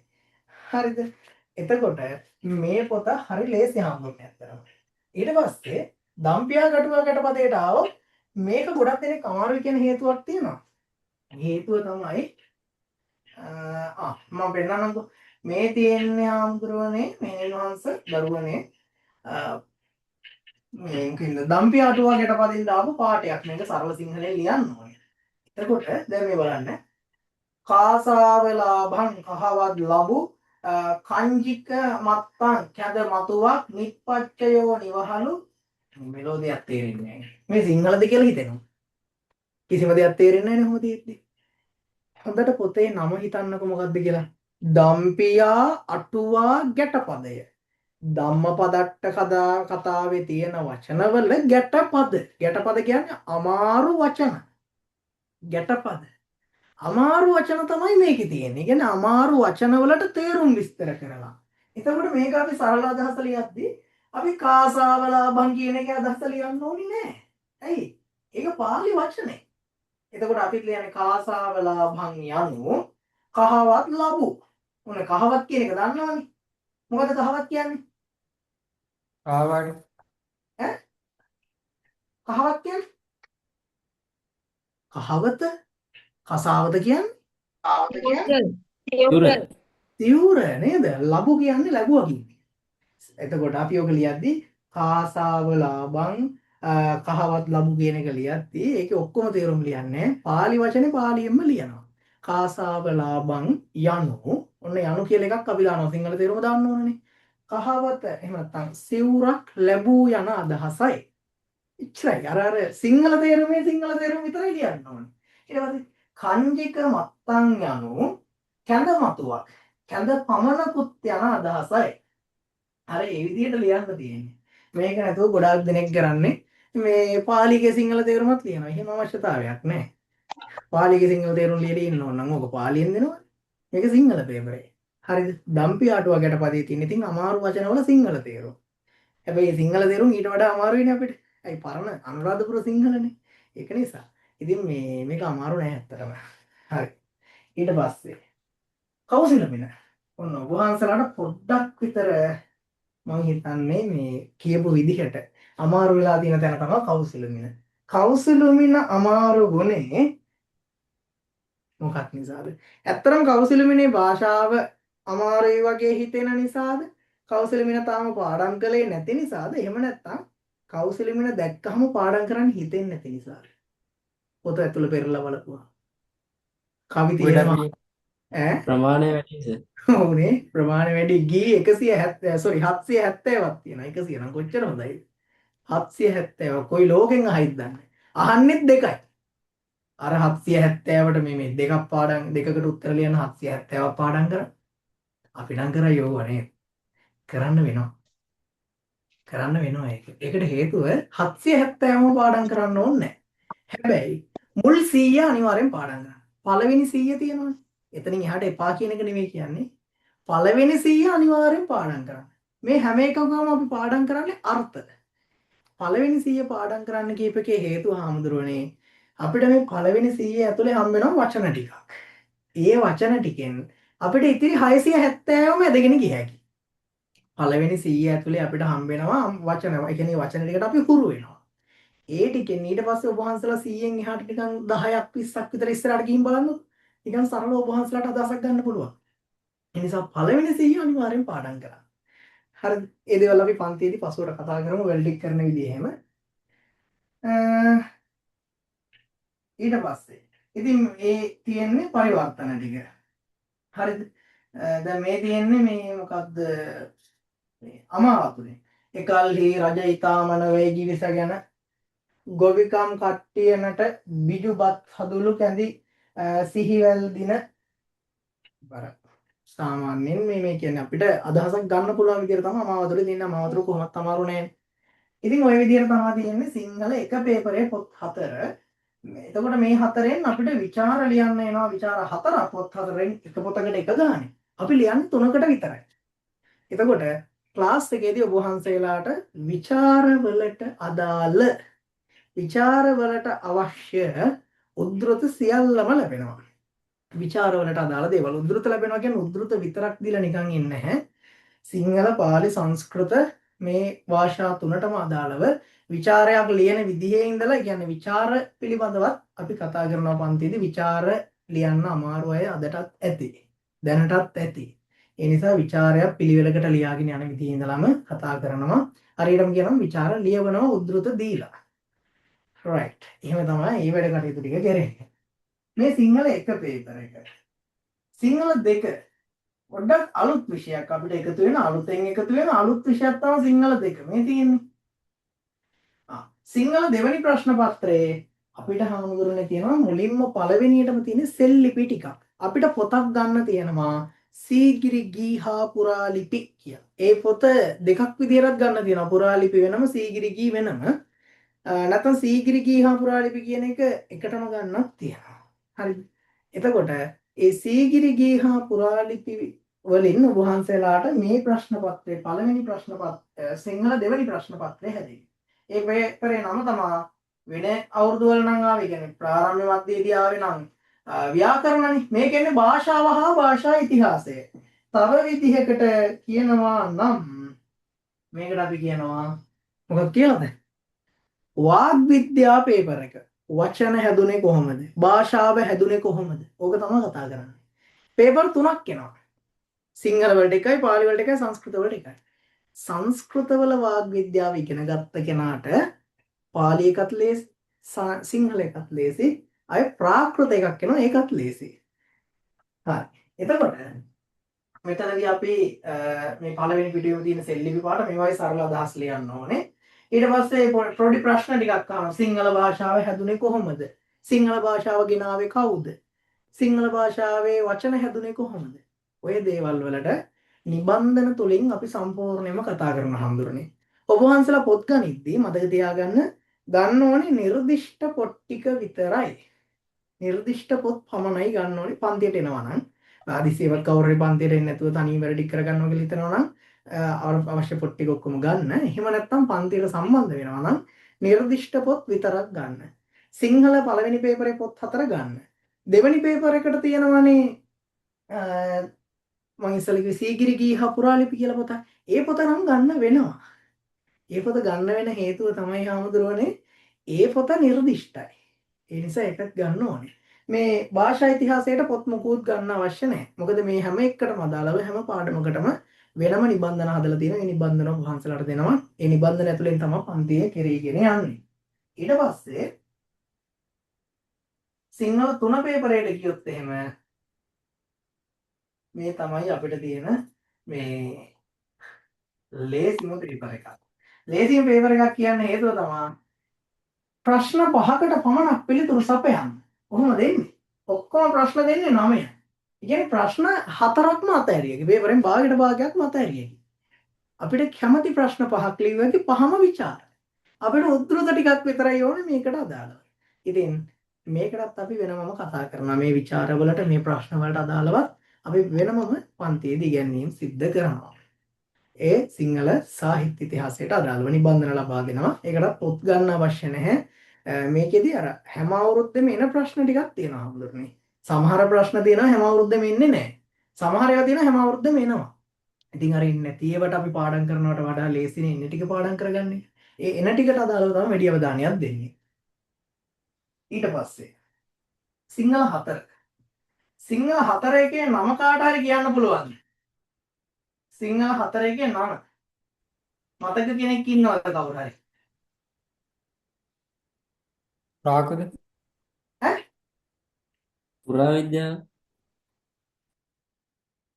සිංහල සාහිත්‍ය සංස්කෘතික සමාජීය පසුබිම නම් 3ක් ආවනේ. එක පේපරේ තියෙන එක පේපරේ නම් 3ක් කිව්වා. එක හාමුදුරුවෝ කෙනෙක් කිව්වා මොකද්ද ප්‍රාකෘත කිව්වා. තව හාමුදුරුවෝ කෙනෙක් කිව්වා පුරාවිද්‍යාව කියලා. තව හාමුදුරුවෝ කෙනෙක් කිව්වා සංස්කෘතික සමාජ පසුබිම කියලා. ඇත්තම බලමුද පොඩ්ඩක්. මේක තමයි ප්‍රාචීන විභාග අතරේ දිගම නම තියෙන පේපර් එක හාමුදුරනේ. ඒකනේ අපිට ඔච්චර පැටලෙන්නේ. ඔන්න තියෙන පේපරේ නම බලා ගන්නකො. මොකද්ද කියන්න බලන්න? ශ්‍රී ලංකාවේ ඉතිහාසය පුරාවිද්‍යාව හා සංස්කෘතිය. ඔව්. මේකෙදි පුරාවිද්‍යාව, ලංකාවේ ඉතිහාසය, ලංකාවේ සංස්කෘතිය. ඔය තුන තියෙන්නේ. මේකට අදාළවත් පොත් ගන්න අවශ්‍ය නැහැ. කිසිම පොතක් ගන්න ඕනේ නැහැ. ලියන පොතක්වත් ගන්න ඕනේ නැහැ. මොකද මේකට අදාළවත් අපි පන්තියේදී සාකච්ඡා කරනවා නිබන්ධන ලබා දෙනවා. ඒක නිසා. එතකොට මේ පේපර් එකේදී ලංකාවේ ඉතිහාසයට අදාළව මහින්දාගමනයට පෙර පැවති ලංකාවයි මහින්දාගමනයෙන් පසු ලංකාවයි ගැන අහනවා. ඒකට අදාළව වෙනම අපි කතා කරනවා. ඒ කියන්නේ පන්තිදී නිබන්ධන වචනෙන් කතා කරනවා. ඊට පස්සේ මේකට අහනවා මේ පුරාවිද්‍යාවට අදාළව නටබුන් ශිලාලිපි මේ දේවල් සම්බන්ධ. තව විදිහකට කියනවනම් සඳකඩ පහන, මුරගල, කොරවක්ගල ඒ වගේ දේවල්. ඊට පස්සේ වාහල්කඩ බුදු පිළිම ප්‍රතිමා නිර්මාණය ගැන, වැවක කොටස් පිළිබඳව, වැවක අංග තියෙනවනේ. මේ වැවක කොටස් පිළිබඳව මේ වගේ මේ ඊට පස්සේ අර පිළිම ගෙවල් කියන්නේ බෝධිඝර, පටිමාඝර ඔය දේවල් ගැන, චෛත්‍ය නිර්මාණය පිළිබඳව ඒ වගේ ගොඩක් දේවල් තියෙනවා. මේ දේවලුත් අපි පන්තියේදී කතා කරනවා. කියන නිබන්ධන සුරින් කතා කරනවා. ඊට පස්සේ සංස්කෘතියට අදාළව මහනුවර යුගයේ කොහොමද රැකියා තිබුණේ, මහනුවර යුගයේ ඇඳුම් කොහොමද ඇඳේ, මහනුවර යුගයේ මොනවද තිබුණේ. ඊට පස්සේ මේකේ තියෙනවා තව වෙනම කොටසක් අභිචාර විධි කියලා. කියන්නේ අපි කියන්නේ මේ ශාන්ති කර්ම හදිහෝනිය ඒ සම්බන්ධවත් ප්‍රශ්නයක් අහනවා. ජන කවි සම්බන්ධව අහනවා. ඒ දේවලුත් අපි කතා කරනවා පන්තියේදී. ඔබ වහන්සලා මේවට පොත් ගන්න අවශ්‍ය නැහැ පන්තියේ ඉන්නවා නම්. ඊට පස්සේ අපි යම් පාලියකට පොඩ්ඩක් මෙන්න පාලි පේපර් එක. පාලි පේපර් එක ගත්තොත් එහෙම මේ තියෙන්නේ පාලි නිර්දිෂ්ට පේපර් එක හම්බුනේ. පාලි නිර්දිෂ්ට ග්‍රන්ථ ප්‍රශ්න පත්‍රයේදී අපිට තියෙනවා පොත් කීයක් තියෙනවද? ප්‍රාරම්භය නම් 4යි. මැදේ කීයක් තිබ්බද? 4යි. මැදෙත් 4යිනේ. අවසානේ කීයද? 5යි. අවසානේ 5යි. එකක් තියෙනවා දීඝනිකාය. මේ අම්මේ දීඝනිකායක් තියෙනවද? දීඝනිකාය තියෙනවා. හැබැයි සූත්‍ර 3යි. බ්‍රහ්මජාල සූත්‍රයයි, මහා නිදාන සූත්‍රයයි, කූටදන්ත සූත්‍රයයි. ඔච්චරයි පාඩම් කරන්නේ. සූත්‍ර 3යි. ඊට පස්සේ දෙවැනි එක මොකද්ද?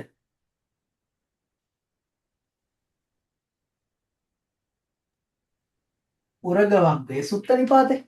කුද්දකනිකාය. කුද්දකනිකාය සුත්ත නිපාත උරගවග්ගය. මේකේ තියෙන්නේ මේ මොනවද මේ කරණීය මෙත්ත සූත්‍රයේ තියෙනවා. ඊට පස්සේ අර කසීපාරද්වාජ අර අපි දන්න සූත්‍ර ටිකක් තියෙන්නේ මේකේ. හරිද? උරගවග්ගයේ සූත්‍ර මම මතක නැහැ සංඛ්‍යාව. මතක විදිහට 20ක්ද කොහෙද? හරියටම සංඛ්‍යාව මතක නැහැ. පොත මොකද මයි ළඟ මේ වෙලාවේ නැහැ බලන්න. මෙතන සූත්‍ර ටික තියෙන්නේ මේ අපි දන්න සූත්‍ර ගොඩක්ම තියෙන්නේ හඳුරන්නේ. මේක ටිකක් දිග සූත්‍රයකට තියෙන කග්ගවිසාන සූත්‍රය. ඒ අරන්නේ ඉතිරි ඒවා එක පිටුවයි, පිටු දෙකයි එහෙම තියෙන කියන්නේ. එක පිටුවක් කියන්නේ පැත්තක්. එක පැත්තයි එහෙම තියෙන්නේ. ඒ පොත තියෙනවා. අර ලේසි එක පාඩම් කරගන්න. මේ මොකද කුද්දකනිකාය ඒවා. ඊට පස්සේ ආයෙ තියෙනවා මොකද? පාලි දූපවංශය. තියෙනවද? ඈ? විසුද්ධි මාර්ගය. විසුද්ධි මග්ගය තියෙනවා. මේක ගැන මම අන්තිමට කියන්නම්. ඊට කලින් තව තියෙනවා. ඒකත් අපි ඉවර කරගන්නමුකෝ. විසුද්ධි මග්ගයට කලින් තව දෙකක් තියෙනවා. අය මොනවද? විනය විනිශ්චය. අන්න හරි. විනය විනිශ්චය තියෙනවා. මේ විනය විනිශ්චයේ සිංහල වර්ෂන් එක තමයි හඳුරන්නේ අපි ඉගෙන ගත්ත සිකවලඳ හා සිකවලඳ විනිස. අර පරාජිකා සංඝාදිශේෂ ඒක ගාථාවෙන් තියෙනවා. ඒකයි මේ විනය විනිශ්චය වෙනස. විනය විනිශ්චය තමයි අර අපි ඉගෙන ගත්ත මේ ශික්ෂාපද ටික තියෙන්නේ. ඒකත් ගොඩක් ලේසි. තව එකක් තියෙනවා මොකද්ද? මොකක්ද? අභිධර්මාර්ථ සංග්‍රහය. අන්න හරි. අභිධම්මත්ත සංඝහ. අභිධම්මත්ත සංඝහ කියලා පොතක් තියෙනවා. මෙන්න මේ පොතේ තියෙන අභිධර්ම පිටකයට අදාළව මේ හරි ලේසි එකක් පාඩම් කරගන්න. මේ පොත් පහෙන් මේ හතරම තියෙනවා. විසුද්ධි මග්ගයට හරි පොතක් නැහැ තාම. එතකොට ඒකට විකල්පයක් තියෙනවා. විකල්පේ නම අපේ ෆෝන් එකට ගන්න පුළුවන් හම්බුනේ අර pitaka.lk කියලා ඇප් එකක්. එතකොට මේකේ මුල් නිर्देश පහ. පළවෙනි නිर्देश පහෙන් තමයි අහන්නේ. මුළු පොතෙන්ම අහන්නේ නැහැ. අනිත් එක මේක අපිට පාඩම් කරගන්න බැරි වුණා. හරි ලේසියෙන් ලියන්න පුළුවන්. මොකද මේක සිංහල. කියන්නේ ලංකාවේ ලියවුණු පොතක් නේ විසුද්ධි මග්ගය කියන්නේ. ලංකාවේ ලියවුණු විසුද්ධි මග්ගය ඔව් සර්. ඔව්නේ. කවුද ලියුවේ? ධර්මාශෝකරයතුමානේ? බුද්ධඝෝෂ හඳුනන. බුද්ධෝසාන. බුද්ධඝෝෂ ලියන්නේ. එතකොට මේ පොතේ තියෙන්නේ අර සිංහලයට ටිකක් විතර හුරු නැත්නම් ටිකක් ළඟින් යන පාලි භාෂාවක් ඒ නිසා ඒකත් ලේසි. එතකොට මේ පොත් හතර ගන්න මේ විසුද්ධි මාර්ගය වෙනකොට මම කියන්නේ පොතක් ගන්න. මම කියන්නේ මේවත් මේ පුළුවන් නම් අර කලින් ලියපු යාළුවෝ ඉන්නෝනේ යාළකින් ඉල්ල ගන්න. පොත ගන්නවට වඩා ඒක වටිනවා. ඉල්ල ගන්න කෙනෙක් ඉන්නවනම්. ඒකට හේතුව තමයි අපි දැන් පොත ගන්න යනවානේ. එතකොට අපි පොත ගන්න දැන් පොත්වල ගාණක් ටිකක් වැඩිනේ මොනවාද මුද්‍රණ වියදම් එහෙම අධිකයි. ඒ නිසා පොත්වල ගාණක් ටිකක් වැඩි වෙන්න පුළුවන්. අනිත් එක හාමුදුරුවනේ අපිට පොත් ටිකට වඩා මේ සිලබස් එක ඉවර වෙනවනේ. එතකොට අය මේ පොත් ටික තව කෙනෙක්ට අපිට දෙන්නත් ටිකක් බැරි වෙන්න පුළුවන්. ඒ නිසා අලුතෙන්ම පොත් ගන්නවට වඩා පුළුවන් නම් අර පාවිච්චි කරපු කෙනෙක්ට පොඩි මුදලක් දීලා හරි කමක් නැහැ. පුළුවන් නම් ඉල්ල ගන්න බලන්න. බැරිම පොත් විතරක් ගන්න. හරි මේ පොත් දැනට තියෙනවා ඔක්කොම වගේ. මේක නෑ විසුද්ධි මග්ගය. ඒකට අර ෆෝන් එකේ ත්‍රිපිටක ඇප් එකේ තියෙනවා විසුද්ධි මග්ගය. ඒක සිංහල එකත් ඒකෙම තියෙනවා. ඒකෙන් ඔබ වහන්සේලාට එක පාවිච්චි කරන්න පුළුවන් පාඩම් කරන්න. ඒකත් ගොඩක් ලේසි. හරි ඒ දේවල් අපි පස්ව කතා කරමු. මම එක අයිඩියා එකක් ගන්න විතරයි දැනට කියලා දෙන්නේ මේ ටික. එතකොට මේකත් අර අපිට මෙච්චර කල් ඉගෙන ගත්තා වගේමයි මේ තියෙනවා පරිවර්තනයක්. පරිවර්තනයේ අසුරෙන් ඒකෙන්ම අහනවා මේ විචාර ප්‍රශ්නයක්. ඊට පස්සේ මේකෙත් එහෙමයි දෙවෙනි එකත් දැන් මේ පළවෙනිට අහලා තියෙන දීඝනිකායෙන් පොරදන් සූත්‍රයෙන් ඊට පස්සේ විනය විනිශ්චයන ගාථා පහක් දෙනවා. ඒකෙන්ම අහනවා විචාර ප්‍රශ්නයක්. ඊට පස්සේ මේ තියෙන සුත්ත නිපාතේ මං කිය උරක වර්ගය කියන බුද්ධනිකායේ ඒකේ ගාථා ටිකක් අහලා ඒකෙන්ම අහනවා මේ විචාර ප්‍රශ්නයක්. නිකන් මේවා හොරුයිද නැද්ද බලන්න. මේ සුත්ත නිපාතේ වටික නජච්චාවසලෝ හෝති. දන්නවද නැද්ද? ඈ පාඩම් කරලා කියන්නේ අහලා තියනවද නැද්ද? මොන සූත්‍රය? වසල සූත්‍රය. කොහොම ඉඳලා පරිවර්තනය කරන්නේ? හැකි ගොඩක් ඒවාගේ තියෙනවා. ඒ කියන්නේ පොත පාඩම් නොකර පරිවර්තනය කරන්න පුළුවන් ඒවත් මේකේ තියෙනවා. දැන් ඔය පළවෙනි ගාතාව කොහොමද පුළුවන්? නේද? දැන් ඔගේ ඊට පස්සේ මේ තියෙන චණ්ඩාල පුත්තෝ සෝපාගෝ මාතංගෝ ඉති විසුතෝ මේ දේවල් අපිට නිකන් මෙතන නිකන් පරිවර්තනය කරයි. හරිද? ඉතින් හරි ලේසි එකයි කියනවා. ඊට පස්සේ මේ තියෙන්නේ විසුද්ධි මග්ගය. මේ තියෙන්නේ විසුද්ධි මග්ගය. විසුද්ධි මග්ගයෙන් ආල් තියෙන ඡේදයක් ඒකල එකෙන් පරිවර්තන විචාර ප්‍රශ්න තියෙනවා. මේ තියෙන්නේ ආම්දුරණේ අභිධම්මත්ත සංඝහ. දැන් මේකේ තියෙන මේ බලන්න. ච වීතියෝපන චක්කුද්්වාර වීති සෝතද්්වාර වීති ගානද්්වාර වීති ජීවහා ద్వාර වීති කායද්්වාර වීති මනෝද්වාරද්වීති චේති ద్వාර වශයෙන් වා අන්න එහෙම තියෙනවානේ. අපිට මේක නිකන් බැරිද බලන්නකො පරිවර්තන කරන්න. ච වීතියෝපන වීදීන් 6 මාර්ග 6 වීති චිත්ත වීති වීතීන් 6 වනාහි චක්කුද්්වාර වීතිය සෝතද්්වාර වීතිය ගානද්්වාර වීති ඒ වචනම දාන්න තියෙන ගොඩක් න ะ. ඒක අපිට සරලව අදහස් දාන්න පුළුවන් තව හොඳයි. ඒවට ඒ වචනම දාන්න පුළුවන් අපිට උතනදී. චක්කු ඇසෙන් සිදුවන ద్వාර වීතිය කනින් සිදුවන අර අපි දන්නේ වගේම තියෙන්නේ ආම්දුරනේ. ඒ නිසා මේක මේ ගොඩක් අමාරු පේපරයක් නෙවෙයි. මේකෙන් ඉතින් අහන්නේ කෙලින්ම ඒ ਵਿਚාරයක් අහනවා. ඒ ਵਿਚාරය අහන්නේ පරිවර්තනයේ අසුරෙන්. පරිවර්තනයේ කොට දාගත්ත කෙනාට ਵਿਚාරය කිසිම ප්‍රශ්නයක් නැහැ. හරි ලේසියෙන් ලියන්න පුළුවන්. මතක තියාගන්න මේකේ තෝරගෙන ලියන්න නෑ. 5යි එන්නේ ප්‍රශ්න. එක පොතකට එක ප්‍රශ්න ගානේ 5ම ලියන්න ඕනේ. ගොඩක් අමාරු වගේද වෙන්නේ. දැන් මේ පේපර් 5ක් කතා කරා අපි. මේ පේපර් 5 ඇතුලේ ඔබ වහන්සේලාට පේන්නේ අමාරුයි වගේද ගොඩක් ලේසි වගේද කොහොමද? කරගන්න පුළුවන් වෙයිද නැත්නම් අමාරුයි වගේද ගොඩක්? නිකන් හිතන විදිහකට කියන්න බලන්න. තාම ඉතින් ලොකු අදහසක් නැතුව ඇති. පාලි එක තමයි අමාරු. පාලි එක අමාරුයි. ඇයි අමාරුයි කියන්නේ? පරිවර්තන තියෙන හින්දාද? පහම තියෙන්නේ විතරයිනේ. ඈ? ඒ ඔක්කොට ප්‍රශ්න පහයි තියෙන ඔක්කොටම ලියන්න ඕන හින්දානේ. හැබැයි ආමුදුනේ පාලි එකට තමයි D එකක් ගන්න ලේසියි. පාලි එක තමයි D එකක් ගන්න ලේසියි. ඇයි දන්නවද? හිතන්නකෝ ඕකේ විචාර ටික ලිව්වේ නැහැ කියලා. විචාර නොලියා අපි ලියනවා මොනවද මේ පරිවර්තන ටික විතරක් ලියනවා. එක පරිවර්තනයකට 12 ගානේ හම්බ වෙනවා. විචාරයට 8යි හම්බ වෙන්නේ. පරිවර්තන පහයිනේ 12 වරක් 5 60යි. 60 පැත්තක දාන්නකෝ. 10ක් මඩු කරන්න. 50යි. විචාර ටික මේ පරිවර්තන ටික හොඳට පාඩම් කරන් ගිහලා ලියනවා. ලකුණු 50යි. 60න් 10ක් මඩු කරා මම නිකන් කැපෙනවා. ඉතින් 100 එකක් නේතන. තව 4ක් එහා පැත්තෙන් ගත්තා. තව 5ක්. තව විචාරය ලියලා ලකුණු 5ක් එකතු කරගත්තා. කෙලින්ම 100 එකක්. අර පරිවර්තන ටික ඇසුරෙන් අහන විචාර ටිකත් හරියට ලියුවා නම් කෙලින්ම D එක.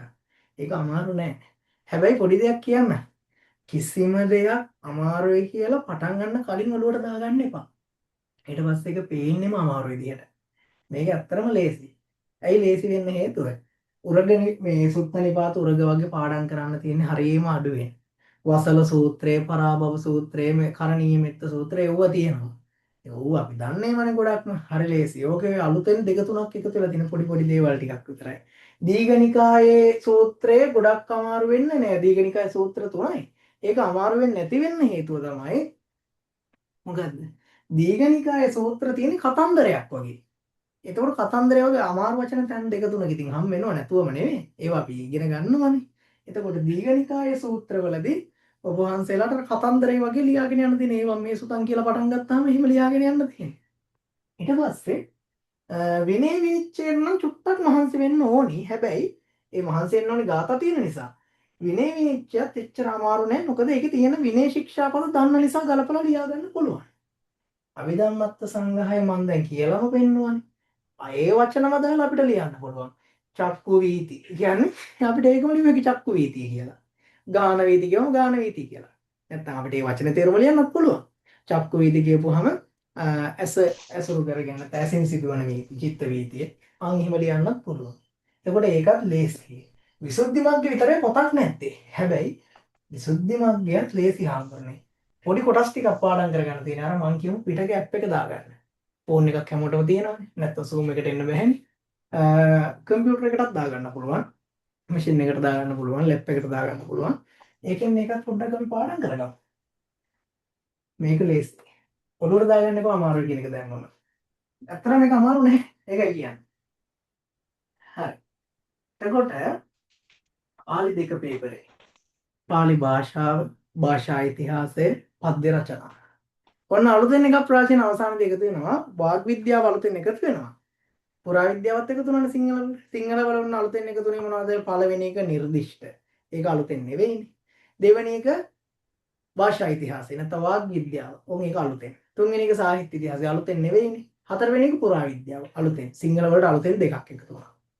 පාලි වලට අලුතෙන් දැන් නිර්දිෂ්ට ග්‍රන්ථ අලුතෙන් නෙවෙයිනේ.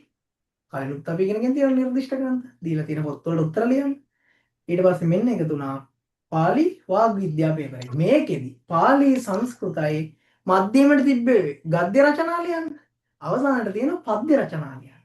ශ්ලෝක හදන්න, ගාථා හදන්න. අනේ අපි අසරණ වෙලා වගේ හිතට දැනෙනවා බුදුහාමුදුරනේ කියලා හිතන්න එපා. ඒකට හේතුව ඔබ වහන්සේලා ගද්‍ය රචනා ලියන්නේ නැතිනේ. පොඩ හරි වචන ගලපන් ලියන්නේ නැතිනේ. ඊට වඩා ලේසි පද්‍ය රචනා ලියන්න. ගාථා හදන්න. මම ඒක බොරු වගේ හිතෙනවා නම් මම කියන එක නිකන් සර් මේ අපේ හිත හදන්න කියන්නේ මේ ඕක ඔය පන්තියට නකල් විතරයි ඔය දේවල්. එහෙම හිතෙනවා නම් YouTube එකේ තියෙනවා channel එකක්. ප්‍රාචීන සරසවිය කියලා. ওই channel එකේ තියෙනවා පද්‍ය රචනා අපි පද්‍ය හදපු වීඩියෝ එහෙම. පොඩ්ඩක් ගිහින් බලන්නකෝ. හරිම ලේසි. අපිට තියෙන පොඩි ක්‍රම ටිකක් ගාතාවක් හදාගන්න ශ්ලෝකයක් හදාගන්න පොඩි ක්‍රම ටිකක් තියෙනවා. ඒ ක්‍රමවලට අපි හදනවා. ගාථා හදනවා. ශ්ලෝක හදනවා. ඒ නිසා එකත් අමාරු වෙන්නේ නැහැ. මේ ඔබ වහන්සේලාට දැම්මම ඕන අද ක්ලාස් එකෙන් පස්සේ මම කියපු channel එක ප්‍රාචීන සරසවියේ channel එකට ගිහින් ඉවරලා බලන්න වීඩියෝ වල තියෙනවා පද්‍ය නිර්මාණය කියලා ඇත්තේ මම හිතන්නේ. ඒ වගේ තියෙනවා අපි හදපු ගාථා ශ්ලෝක ওই දේවල්. එතකොට මේ ඒකත් අමාරු නැහැ. එතකොට මේ පේපර් එක ගත්තොත් හාමුදුරනේ මේකේදී ව්‍යාකරණ ප්‍රශ්න දෙක තුනකුත් අහනවා. ඊට පස්සේ භාෂාව, පාලි භාෂාවේ වෛදික ලක්ෂණ, පාලි භාෂාව ගැන මතවාද, පාලි භාෂාවේ අක්ෂර පරිණාමය ගැන. අර ඒ වගේ දේවල් ටිකක් අහනවා. මෙවට අපි ඉගෙන ගන්නවා වෙනම. මේ දේවල් අපිට ඉගෙන ගන්න තු කරන්න බැහැනේ. භාෂා ඉතිහාසයත් වෙනම ඉගෙන ගන්න. ඊට පස්සේ පාලි 3 පාලි 3 නම් කතා කරලත් වැඩක් නැහැ. මොකද හේතුව පාලි 3 ඔබ වහන්සේලා දන්නවා. මොකද්ද පේපර් එක? සාහිත්‍ය ඉතිහාසය. සාහිත්‍ය ඉතිහාසය. කොටස් දෙකක් එනවා ප්‍රශ්න 10යි. ප්‍රශ්න 10න් ප්‍රශ්න 5යි ලියන්න ඕනේ. ඒ කියන්නේ 5ක් අතහැරියකි. පේපරෙන් භාගයට භාගයක් අතහැරියකි භාගයට භාගයකට විතර උත්තර ලියන්න ඕනේ. හරිද? අර වගේමයි. මේ අපි මොකද්ද ප්‍රාචීන මධ්‍යමට ඉගෙන ගත්ත දැනුමෙන්ම ලියන්න පුළුවන්. මේ කොටස ගත්තොත් එහෙනම් මෙතන මේ තියෙන්නේ මොනවද? ත්‍රිපිටක සාහිත්‍යයෙන් අහනවා පළවෙනි කොටස. දෙවෙනි කොටස අහනවා අට කතා ටීකා ප්‍රකරණ වලින්.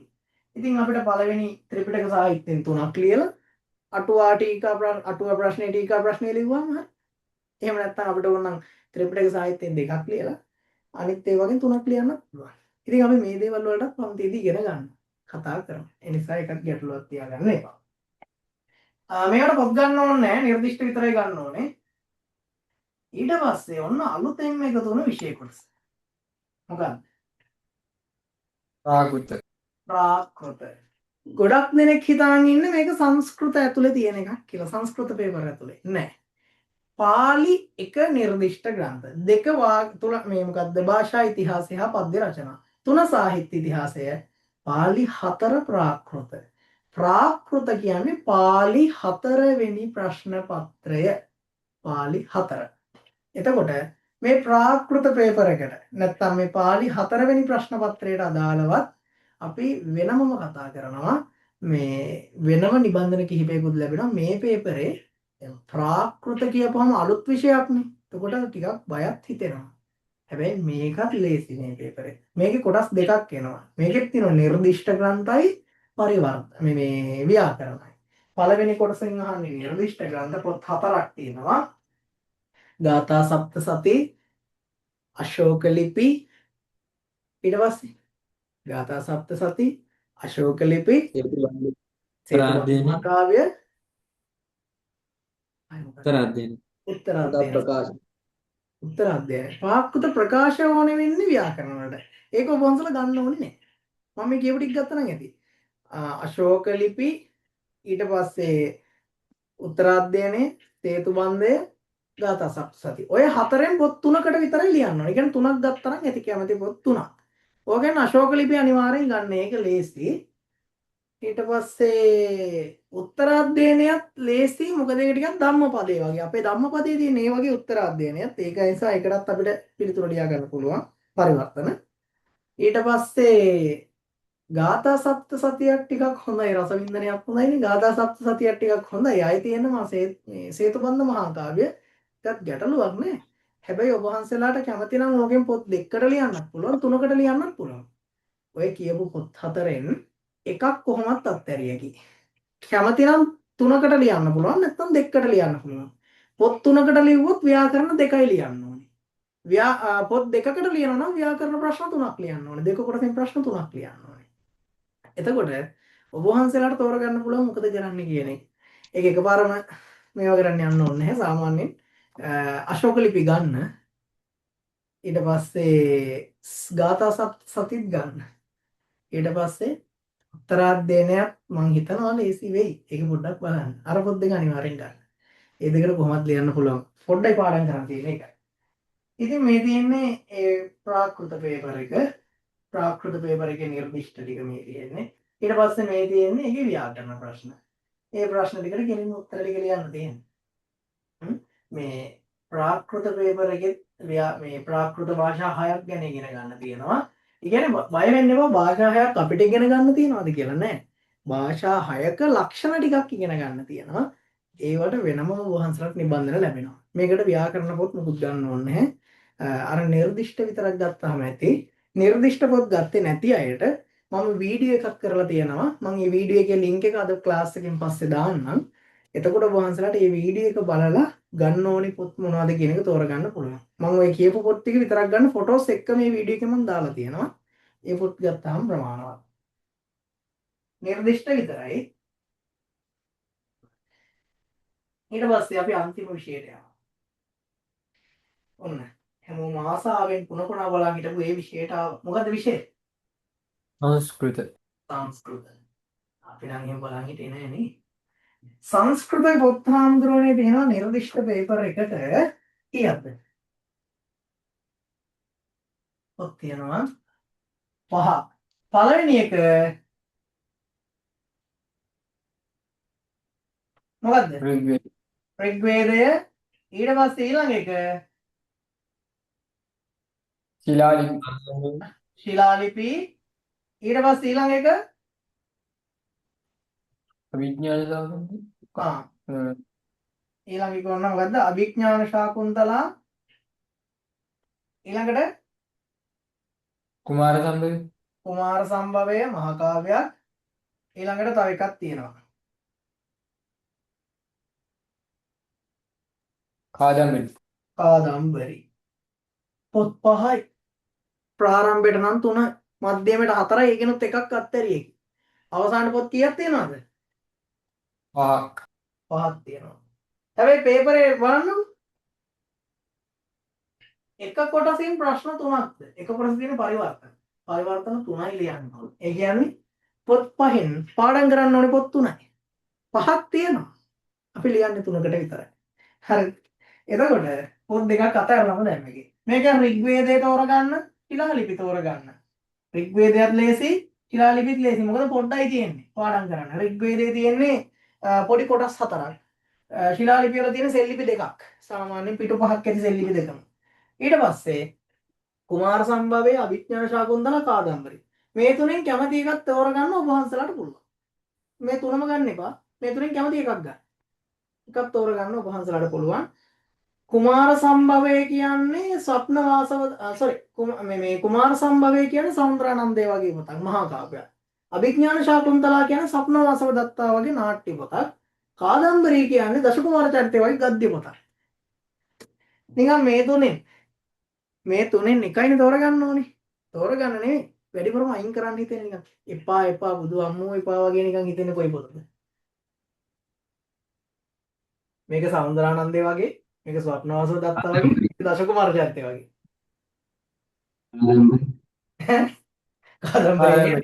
කාදම්බරි චරිත කියන නම ඇහුණු ගමන් ඒක ගෑවිච්ච ඒවත් එක්ක එපා වෙලා යනවා. ඇයි? ඒක තියෙන්නේ අර ගද්දේ විදියටනේ. හැබැයි අපිට පාඩම් කරන්න ලේසි ඒ වුණාට ඒකත් මං කියන්නේ ඒක එක එක්කෙනාට වෙනස් වෙන්න පුළුවන්. මට හිතෙනවා අභිඥාන ශාකුන්තලාව ගොඩක් දෙනෙක්ට ලේසි වෙයි කියලා. කුමාර සම්භවයට වඩා අභිඥාන ශාකුන්තලාව ලේසි වෙන්න ඉඩ තියෙනවා. මේ දෙක අනිවාර්යයි. මේ තුනෙන් තව එකක් තෝරගන්න කැමති එකක්. ඒක ඔබ වහන්සලා සතුයි. කැමති එකක් ගන්න. මේකෙත් මම පොඩි උත්සාහයක් දරනවා මේ දෙකට. දැන් නිර්දිෂ්ට ග්‍රන්ථවල පන්තියේදී හාමුදුරුවනේ සිංහල පේපර් 4ෙම, පාලි 4ෙම, සංස්කෘත 4ෙම හැමදේම කතා කරනවා. හැමදේම උගන්වනවා. හැම දෙයකටම නිබන්ධනක් දෙනවා. හැබැයි නිර්දිෂ්ටවල ਵਿਚාර විතරයි කතා කරන්නේ. මොකද පරිවර්තන ටික කරගන්න වෙනවා. අර්ථ පාඩම් කරගන්න ඒවා. ඒක ඔබ වහන්සලා අනිවාර්යෙන් කරන්න වෙනවනේ. එතනදිත් මම විභාගයේ ආසන්න වෙලා මුල් කාලේ උගන්වලා අන්තිම මාසයේ අපි ප්‍රශ්න පත්‍ර විභාගයේ ඉලක්ක කරගත්ත ප්‍රශ්න පත්‍ර කතා කරන්නේ. එතනදී ඔබ වහන්සලාට මේ හැම දෙයකටම අදාළ ਵਿਚාර ඊට පස්සේ වැඩිපුරම එන්න ඉඩකඩ තියෙන කොටස් අනුමාන කොටස් ඒ දේවල් ඔක්කොම දෙනවා. ඒ වෙනකල් මේ ටික නම් පාඩම් කරගන්න වෙනවා අර්ථ පාඩම් කරගන්න. ඒකෙත් මම පොඩ්ඩක් උත්සාහ කරනවා ඍග්වේදය හෝ ශිලාලිපි මේ දෙකෙන් එකක් හරි මේ දෙකම හරි අර්ථ පරිවර්තන සෙමින එකක් කරන්න උත්සාහ කරනවා මට වෙලාව ඇති වුණොත්. මේ දෙකේ අර්ථ පරිවර්තනය කරගන්න ලේසි.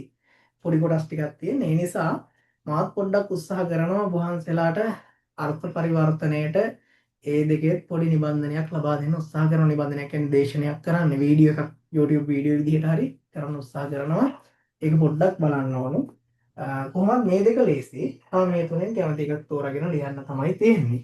ඉතින් පොත් තුනකට එහෙම අපිට ලියන්න පුළුවන්. පොත් තුනකට ලියලා විචාර ප්‍රශ්න ලියද්දිනොත් විචාර ප්‍රශ්න අහනවා හාමුදුරනේ ප්‍රශ්න හතරක්. හතරෙන් කැමති දෙකක් ලියන්න පුළුවන්.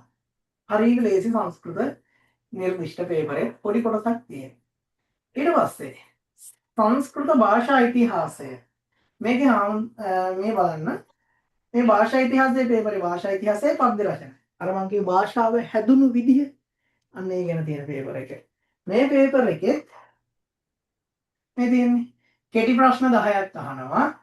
මේ කෙටි ප්‍රශ්න 10ට අදාළව මේ ප්‍රශ්න 10 අහන්නේ හාමුදුරනේ එක පොතකින්. මේ තමයි තුලනාත්මක වාග් විද්‍යාව කියන පොතේ. එතකොට මේ තුලනාත්මක වාග් විද්‍යාව පොත ළඟ තියෙනවා නම් කමක් නැහැ. පොත නැත්තම් ගන්න ඕනි නැහැ. මොකද මේ පොතෙන් ඒ අදාළ කොටස් වලට මම නිබන්ධන ලබා දෙනවා. ඒක නිසා පොත ළඟ තියෙනවා නම් කමක් නැහැ. තියෙනවා නම් ඒක වඩා හොඳයි. නැතත් ගැටලුවක් නැහැ. මෙතන දැනදී මේ කෙටි ප්‍රශ්න 10ට අදාළව මේ කෙටි ප්‍රශ්න හදන්නේ තුලනාත්මක වාග් විද්‍යාව කියන පොතෙන්. මේ ප්‍රශ්න 10ට අදාළව මම උත්සාහ කරනවා ඔබ වහන්සේලාට වෙනම නිබන්ධනයක් ලබා දෙන්න. වෙනම නිබන්ධනයක් කියලා කියන්නේ ඔබ වහන්සේලාට මේ කෙටි ප්‍රශ්න 10ම ආවරණය වෙන විදිහට පිළිතුරු සංග්‍රහයක් විදිහට එකක් ලබා දෙන්න උත්සාහ කරනවා. පොඩි කාලයක් යයි ඒකට නම් එකපාර දෙන්න වෙන්නේ නැහැ. එහෙම එකක් ඔබ වහන්සේලාට සූදානම් කරන්නත් බලාපොරොත්තු වෙනවා. ඊට පස්සේ මේ අහන්නේ භාෂාව ගැන. මෙතනින් එහාට මේ අහන්නේ භාෂාව ගැන. මේවා අපි ඉගෙන ගන්නවා. ආය පද්‍ය රචනයක්. ශ්ලෝක 5ක් හදන්න එනවා. ගාථා හදනවා වගේමයි. අපි මේ දැන් එකපාරටම ශ්ලෝක හදන එක තමයි මේකේ තියෙන අමාරුම පාර්ට් එක කියලා හිතන්න එපා. ශ්ලෝක හදන එක තමයි අත්‍තරම ලේසිම පාර්ට් එක. මොකද මේ පොඩි වැඩක් කරලා ලකුණු 20ක් ගත්ත හැකි. පාලි වල නම් 24ක් හම්බ වෙනවා. ඉතින් අපි ඒක වෙනම ඉගෙන ගන්නවා. ඒක නිසා ඒක ගැන බයක් තියාගන්න එපා. right. එතකොට ඔය සංස්කෘත දෙවෙනි පේපර් එක. සංස්කෘත 3 මේක තමයි සාහිත්‍ය ඉතිහාසයේ ප්‍රශ්න පත්‍රය. අපි ප්‍රාචීන මධ්‍යමයට ඉගෙන ගත්තේ මේ අශ්වඝෝෂ හාමුදුරුවෝ ගැන, ලංකාවේ රචනා කරපු ග්‍රන්ථ ගැන, මහායාන නවධර්ම ග්‍රන්ථ ගැන ඔය වගේ දේවල්නේ. හැබැයි මෙතනදී සංස්කෘත සාහිත්‍ය ඉතිහාසයේ පේපර් එකේදී අපිට ඊට වඩා චුට්ටක් වෙනස් ඉගෙන ගන්න තියෙන දේවල්. මෙතනදී අපිට ඉගෙන ගන්න තියෙන වෛදික සාහිත්‍ය, වේද ග්‍රන්ථ ගැන ඉගෙන ගන්න තියෙනවා. ඒව ගැනත් අපි පන්තියේදී සම්පූර්ණයෙන්ම කතා කරනවා. වේද ග්‍රන්ථ ගැනයි ඒ කොටස් පිළිබඳව. මේවට පොත් ගන්න ඕනේ. අන්තිම පේපර් එක සංස්කෘත කීයද? තර්ක න්‍යාය. ඔව් සංස්කෘත 4. මේක අපි තර්ක න්‍යාය කියලා කියන්නේ. මේකෙදී පොත් දෙකක් තියෙනවා. තර්ක සංග්‍රහයයි න්‍යාය බිඳුවයි. දෙකෙන් එකක්වත් ගන්න එපා. ගන්න එපා කියන හේතුව ඒ පොත් ගත්තොත් ඔබ වහන්සේලාට මේක අමාරුයි කියලා හිතේ. මොකද මේ පොත්වල තියෙන ටිකක් පරණ වචන වලින් ගැඹුරු වචන වලින් එහෙම තියෙන්නේ. ඉතින් මේකටත් ඒ දෙකටම අදාළව මම නිබන්ධන දෙනවා. ඒක නිසා බයක් තියාගන්න එපා. තර්ක න්‍යාය කියන පේපර් එකේදී අපි අර තර්ක කරන්නේ කොහොමද? ඒ කියන්නේ කෙනෙක් එක්ක තර්ක කරලා දිනන්නේ කොහොමද කියන එක නෙමෙයි. මම කොහොමද මමත් එක්ක තර්ක කරන්නේ? ආන් ඒ දේ තමයි ඉගෙන ගන්න. ඒ කියන්නේ ඇත්ත දැනගන්නේ කොහොමද තර්ක කරලා ඇත්ත දැනගන්නේ කොහොමද? හරි ලස්සන පේපර් එකක්. මේ පේපර් එක මම හිතනවා විභාගයේ يعني ඉගෙනගෙන යද්දී ඔබ වහන්සේලාට වාග් විද්‍යා පේපර් එකයි තර්ක න්‍යාය පේපර් එකයි ආසම පේපර් දෙකක් වෙයි කියලා. ඒ තරමටම ලස්සනයි. ඒ තරමටම ලේසි. right. ඉතින් මේ විදිහට තමයි ප්‍රශ්න පත්‍ර ටික ගෙන්නේ. ප්‍රශ්න පත්‍ර 12ම කෙටියෙන් කතා කරා. හැබැයි මේ ගොඩාක් විස්තර ඇතුව නෙවෙයි. නිකන් පේපර් ගැන අයිඩියා එකක් ගන්න පුළුවන් වුණාද අදහසක් මෙහෙමයි හැදෙන්නේ. මේක ලේසිද මේක අමාරුද? මේකට මොනවද ඇවිත් තියෙන්නේ? අපිට අත්හැරලා දාන්න පුළුවන් මොනවද? පේපර් ටික ගැන අදහසක් ගන්න පුළුවන් වුණාද හඳුනේ අයිඩියා එකක් යම් තරමකට ඔව් සර්. අනිත් අයට හරි. නිකන් හිතෙන විදිහට විභාගෙ නිකන් කරගන්න බැරි වී වගේ ගොඩක් අමාරු වගේ එහෙම මට්ටමක් තියෙන නැත්නම් විභාග කරගන්න පුළුවන්ද? ලේසිද? ගොඩක් අමාරුද කොහොමද? පේපර් 12ම බලපුවහම දැන් මෙහෙමයි. අර එකක්වත් ඉගෙනගෙන නැති නිසා අමාරුයි කියලා හිතන එක ඇරෙන්න මං අහන්නේ මේ පේපර් ටික ගැන. එකෙක්වත් ඉගෙනගෙන නැහැ නේද ඒක කිසිම දෙයක්. එතකොට කොහොමද අමාරුයි වගේ තමයි පේන්නේ. ඉගෙන ගත්තාම වෙලි කොහොමද ගැටලුවක් නැහැ. නිකන් පේපර් ටික දැක්කම ඔබ වහන්සලාට හිතෙන දේ මං අහන්නේ. ගොඩක් අමාරුයි වගේද පේපර් ටික? ගොඩක් අමාරු නෑ සර්. ගොඩක් අමාරු නේ. ඒක ඇතුලේ නිකන් ලාවට කියවෙනවා චුට්ටක් අමාරුයි කියලා. ඒ චුට්ටක් තියෙන අමාරුවත් ඉස්සරහට නැති වෙයි. හරි. ඉතින් ඔය දේවල් ඔය පේපර් 12ටම අදාළව අපි ඉගෙනීම් කරනවා. මම ඊට පස්සේ ඔබ වහන්සලාට ගන්න ඕනේ පොත් ටිකේ වීඩියෝ එකක් දානවා හොයා ගන්න ඕනේ පොත් ටිකේ. ඒ වීඩියෝ එක බලලා ඒකෙන් සිංහල පොත් නිර්දිෂ්ට ග්‍රන්ථ ටික, පාලි නිර්දිෂ්ට ග්‍රන්ථ, සංස්කෘත නිර්දිෂ්ට ග්‍රන්ථ. ඔය ටිකයි සිංහල දෙවනි පේපරේ අර සීගිරි ගීහා පුරාලිපි කියලා මම කිව්වේ. අන්න ඒ පොතයි. ඊට පස්සේ ආයෙ ගත්තොත් එහෙම ඔබ වහන්සලාට තව එකක් ගන්න තියෙනවා. ඒ තමයි මේ ප්‍රාකෘත පේපර් එකේ. ප්‍රාකෘත වල අර මම කිව්වේ අශෝක ශිලාලිපි, ඒ කියන්නේ පාලි 4 පේපර් එකේ. මම ඒ දාන වීඩියෝ එකේ ටික වෙනමම දානවා. ඒ පොත් ටික විතරක් හොයාගත්තාම ඇති. අනිත් පොත් ගන්න එපා. ඒ වීඩියෝ එකේ තියෙන අනිත් පොත් ගන්න අවශ්‍ය නැහැ. සිංහල පාලි සංස්කෘත වල නිර්දිෂ්ට පොත් ටිකයි සිංහල දෙවනි පේපරේ දාන මේ සීගිරිගේ හපුරාලිපි පොත් දෙකයි එක පොතකටත් තියෙනවා. ඒක කියන්නේ පොත් දෙකක් විදිහට තියෙනවා, එක පොතක් විදිහට තියෙනවා. කෝක් ගත්තත් කමක් නැහැ. අය ප්‍රාකෘත පේපර් එකේ නිර්දිෂ්ට පොත් ටිකයි. ඒ ටික ගත්තාම හොඳට ඕම ඇති. රයිට්. ඉතින් ওই විදිහට තමයි වැඩ කටයුතු කරන්නේ. එතකොට ඔබ වහන්සේලාට මම අර පුත් ගන්න එපා කියපු හැම විෂයකටම අදාළව නිර්දිෂ්ට ග්‍රන්ථවල විචාර, සිංහල පාලි සංස්කෘත තුනේම භාෂා ඉතිහාසය, ඊට පස්සේ පද්‍ය රචනාව, විචාර වලට අදාළව සටහන්, උද්දෘත මේවා උද්දෘත සහිත සටහන්, ඊට පස්සේ සාහිත්‍ය ඉතිහාසය, ඊට පස්සේ එතනින් යට ගියපම පුරාවිද්‍යාව, ප්‍රාකෘත, තර්ක න්‍යාය, මේ හැම දෙයකටම අදාළව නිබන්ධන ඔබ වහන්සේලාට ලැබෙනවා. එතකොට පන්ති පැවැත්වෙන්නේ හැමදාම අඟහරුවාදා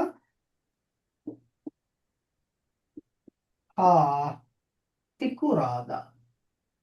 අඟහරුවාදා හා සිකුරාදා රාත්‍රී 8:30 සිට 10:30 දක්වා. සමහර දවස්වලට වෙලාව වෙනස් වෙන්න පුළුවන්. ඒ කියන්නේ 8:30 තමයි පටන් ගන්නෙ කොහොමත්. 10:30 කියන එක සමහර විට 10:45 11 වෙන්න ඉඩකඩ තියෙනවා සමහර වෙලාවට. ගොඩක් දුරට 10:30 වෙද්දි මේ කියන පැය දෙකකින් ඉවර කරනවා. සමහර ලාවට අපිට ඒ කොටස දවසකට අපි ඉවර කරන කොටසක් තියෙනවා. ඒ කොටස ඉවර කරගන්න බැරි වුණොත් තව පොඩි වෙලාවක් අපිට වැඩිපුර කරන්න පුළුවන් වුණොත් ඒ වෙලාව අරගෙන අපි කරනවා. එතකොට පන්ති ওই විදිහට තමයි පැවැත්වෙන්නේ. දැන් අද දවසේ ඔබ වහන්සේලාට පන්ති ආරම්භ කළාට අද දවසේනේ අපි පළවෙනි පන්ති ආරම්භ කළේ. ඔබ වහන්සේලාට පන්ති ආරම්භ වෙන්නේ හරියටම පන්ති ආරම්භ වෙන්නේ හාමුදුරුවනේ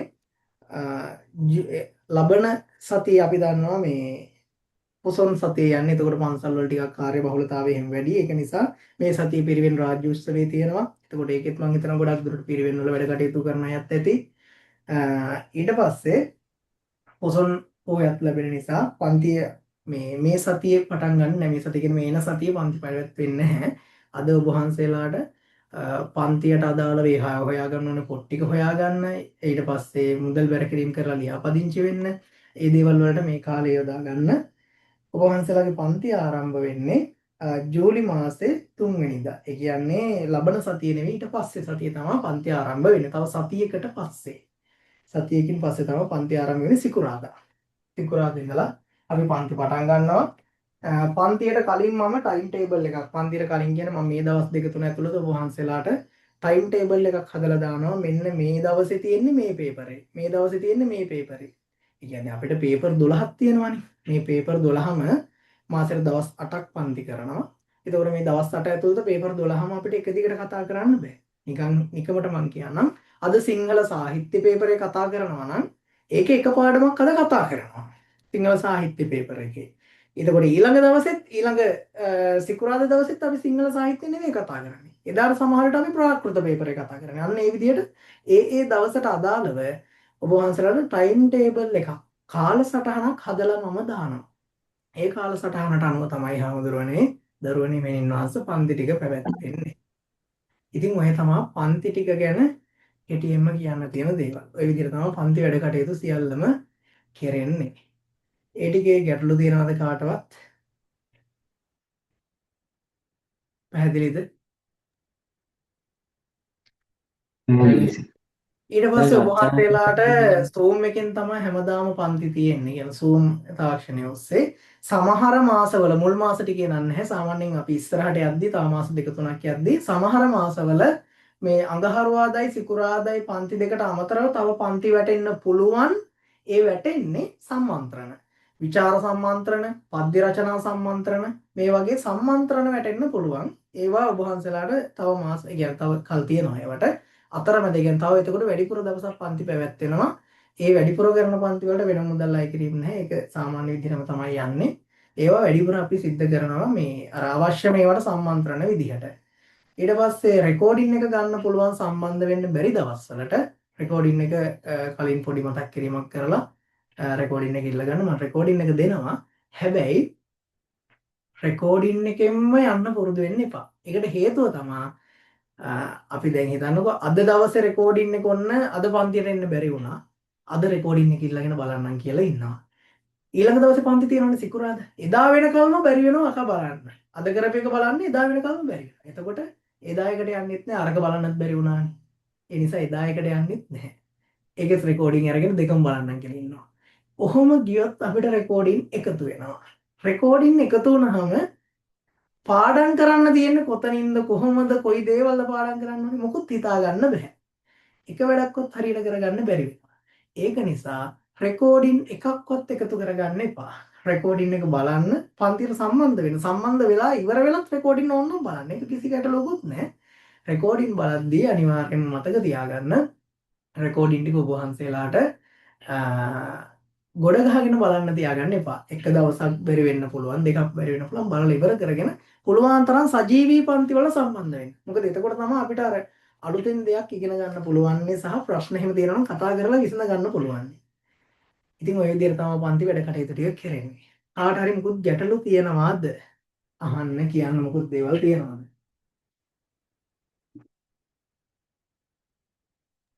ඒ පන්තියට කොච්චරක් ගියන්න ඕනේ? ඔව් එකක් කියන්නම්. ඔබ වහන්සේලාට දැන් මම කිව්වේ 3 වෙනිදානේ ජූලි 3 වෙනිදා 7 වෙනි මාසේ 3 වෙනිදා පන්ති ආරම්භ වෙනවා. ඒ පන්ති ආරම්භ වෙන්න කලින් ඒ කියන්නේ 7 වෙනි මාසේ 2 වෙනිදා වෙනකල් පළවෙනි මාසයට මුදල් බැර කරන්න ලබා දෙනවා. ඒ මුදල් බැර කරන්නේ ජූලි මාසෙට. ඒ කියන්නේ 7 වෙනි මාසෙට. ඊට පස්සේ අය මුදල් බැර ගන්න දෙන්නේ 7 වෙනි මාසේ පන්ති 8ම ඉවර වෙලා. හදිසියෙවත් මේ අඟහරුවාද සිකුරාද කරන පන්ති වලින් මට එක දවසක් කරන්න බැරි වුණත් ඒකට මම තව දවසක් කරනවා. ඒ දවස් ආවරණය වෙන්න වෙනම දවසක පන්තියක් කරනවා. කියන පන්ති 8ක් අනිවාර්යෙන් හැම මාසෙම සිද්ධ වෙනවා. එතකොට ඔබ වහන්සේලාට මේ දීලා තියෙන කාලේ 7යි 2 වෙනකල් මුදල් බැර කරන්න තියෙනවා. සති දෙකක් වගේ තියෙනවා මුදල් බැර කරන්න. ඒ දවස් වෙද්දි මුදල් බැර කරලා මට රිසිට් එක එවුවාම ඔබ වහන්සේලාට මම ලියාපදිංචියට ඇතුළත් කරලා ලියාපදිංචි අංකයක් දෙනවා. ඊට පස්සේ ඒ අංකෙන් හරි ඔබ වහන්සේලාගේ නමෙන් හරි පන්තියට සම්බන්ධ වෙන්න පුළුවන්. ඊට පස්සේ ඊළඟ කාරණාව පහුගිය අවුරුදු 6ක 7ක වගේ කාලෙක මේ අන්තිමටම තිබුණු විභාග ඉඳලා 2017 වෙනකල් විභාග ප්‍රාචීන අවසාන විභාගයේ ප්‍රශ්න පත්‍ර සේරම ලැබෙනවා. ප්‍රශ්න පත්‍ර සියල්ලම ලබා දෙනවා. ඊට පස්සේ ඊළඟ කාරණාව ඔබ වහන්සේලාට මේ ප්‍රශ්න පත්‍ර වලට අදාළව ලකුණු දීමේ පටිපාටි ටික ලකුණු ගන්න විදිහ. ඒ ලකුණු දීමේ පටිපාටිත් මුදල් බැර කරයින් පස්සේ මම ලබා දෙනවා ඒකම. ඒවා දෙන්නේ මගේ ලින්ක් එකක් හරහා. ඒ ලින්ක් එක ඔබ වහන්සේලාට දෙන අයට විතරයි වැඩ කරන විදිහට හදන්නේ. රෙකෝඩින් උත් එහෙමයි. ඒ මම දෙන අයට විතරක් බලන්න පුළුවන් විදිහට තමයි තියෙන්නේ. ඊට පස්සේ තව දෙයක් ලැබෙනවා. ඒ තමයි සති දෙකකට අදාළ නිබන්ධන ටික සති දෙකකට අදාළ ටියුට් ටික එකපාර දානවා මම පන්තියේ. සති දෙකක නිබන්ධන ටික එකපාර මුදල් බැර කිරීමෙන් පස්සේ එකපාරම දානවා. ඒ කියන්නේ දවස් 4ක ටියුට් ටික එකපාර දානවා. එතකොට ඔබ වහන්සේලාට ඒ ටික print out අරගෙන සම්බන්ධ වෙන්න පුළුවන්. මුදල් බැර කිරීම ගත්තොත් ඔබ වහන්සේලාට මම එක දෙක විෂයන් තුන right. පළවෙනි විෂය දැන් මේක සිංහල පාලි සංස්කෘත කියලා ලියන්න නැතුව මම මේක දෙක තුන කියලා ලියුවේ. එක විෂයකට විතරක් සම්බන්ධ වෙන්නත් පුළුවන්. එක විෂයක් කියන්නේ පේපර් 4ක්. විෂයන් දෙකකට සම්බන්ධ වෙන්නත් පුළුවන්. පේපර් 8කට විතරක්. නැත්නම් විෂයන් තුනටම පේපර් 12ටම සම්බන්ධ වෙන්නත් පුළුවන්. එතකොට මුදල් පෙර කිරීම ගත්තොත් ඒ මාම්දුරනේ එක විෂයකට විතරයි නම් එක විෂයක් කියලා කියන්නේ ප්‍රශ්න පත්‍ර කීයද පේපර්? 4ක්. ඔව් එක විෂයක් කියන්නේ ප්‍රශ්න පත්‍ර 4ක්. පේපර් 4කට විතරයි නම් ඔබ වහන්සේලා සම්බන්ධ වෙන්නේ මාසික ගාස්තුව රුපියල් 2000යි. ඔබ වහන්සේලා පේපර් 8කට ඒ කියන්නේ විෂයන් දෙකකට විතරයි නම් පන්තියට සම්බන්ධ වෙන්නේ. එතකොට මාසික ගාස්තුව 2800යි. විෂයන් තුනටම සම්බන්ධ වෙනවා නම් 3800 කියන පේපර් 12ටම සම්බන්ධ වෙනවා නම් මාසික ගාස්තුව. මේ විදිහට තමයි මාසික ගාස්තුව අය කිරීම සිද්ධ වෙන්නේ. එතකොට ඔබ වහන්සේලාට මෙතන පොඩි වැරද්දක් වෙලා තියෙනවා 2600යි. එතකොට ඔබ වහන්සේලාට මුදල් බැර කරද්දී හදිසියවත් ඒ දිනේට මුදල් බැර කරගන්න මොකක් හරි ගැටලුවක් ආවොත් එහෙම මට මැසේජ් එකක් දාන්න පෞද්ගලිකව. එතකොට මම ඒකට උපකාරයක් කරන්නම්. ඉතින් මේ විදිහට තමයි මුදල් බැර කිරීම කටයුතු සිද්ධ වෙන්නේ. එක විෂයකට විතරයි නම් 2000යි. කියන්නේ පේපර් 4කට විතරයි නම් විෂයන් දෙකකට පේපර් 8කට විතරයි නම් 2600යි. විෂයන් තුනටම පේපර් 12ටම සම්බන්ධ වෙනවා නම් 3800යි මාසික ගාස්තුව. ඒක ওই විදිහට තමයි වැඩ කටයුතු කරන්නේ. මුදල් බැර කරලා රිසිට් එක දැම්මහම ඔබ වහන්සලාට ඒවට අදාළව නිබන්ධන ටික ලකුණු දෙවි පටිපාටි මේ දේවල් ඔක්කොම ලබා දෙනවා. right. මොකුත් ගැටලු තියනවාද? මොකුත් ගැටලු අහන්න දේවල් කියන්න දේවල් මොකුත් තියනවාද ප්‍රශ්න කාටවත්? මම අද දැන් පන්තියෙන් පස්සේ ආම්දරනේ මේක රෙකෝඩින් එක දානවා. රෙකෝඩින් එක දානවා වගේම තමයි ඔබ වහන්සේලාට අද පන්තියෙන් පස්සේ අර පොත් ගන්න වීඩියෝ එකක් දානවා. ඒ වීඩියෝ එකේ තියෙන මම අර කියපු නිර්දිෂ්ට පොත් ටික විතරක් ගන්න. ඒ ටික හොඳටම ඇති අපිට වැඩ ටික කරගන්න. හරි. ප්‍රශ්න තියෙනවද? කතා කරපුවා පැහැදිලිද? පොත් ගැටලු තියෙනවද?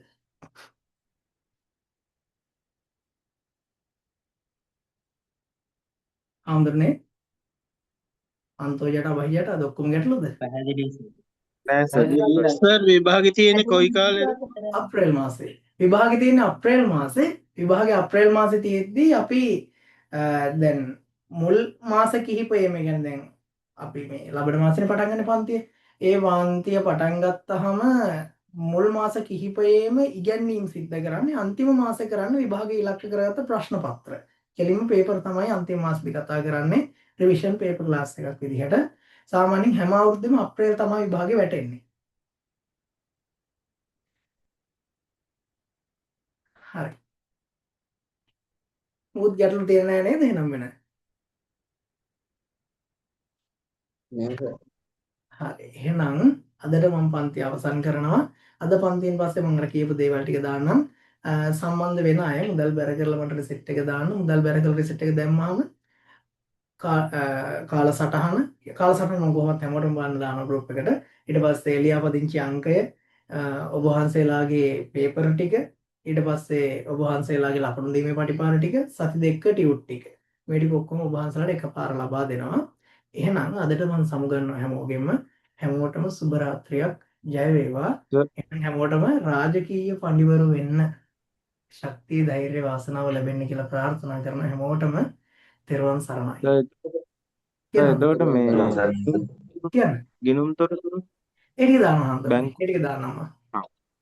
හරි. එහෙනම් තෙරුවන් සරණයි. යා ගන්න. සුබ රාත්‍රියක්.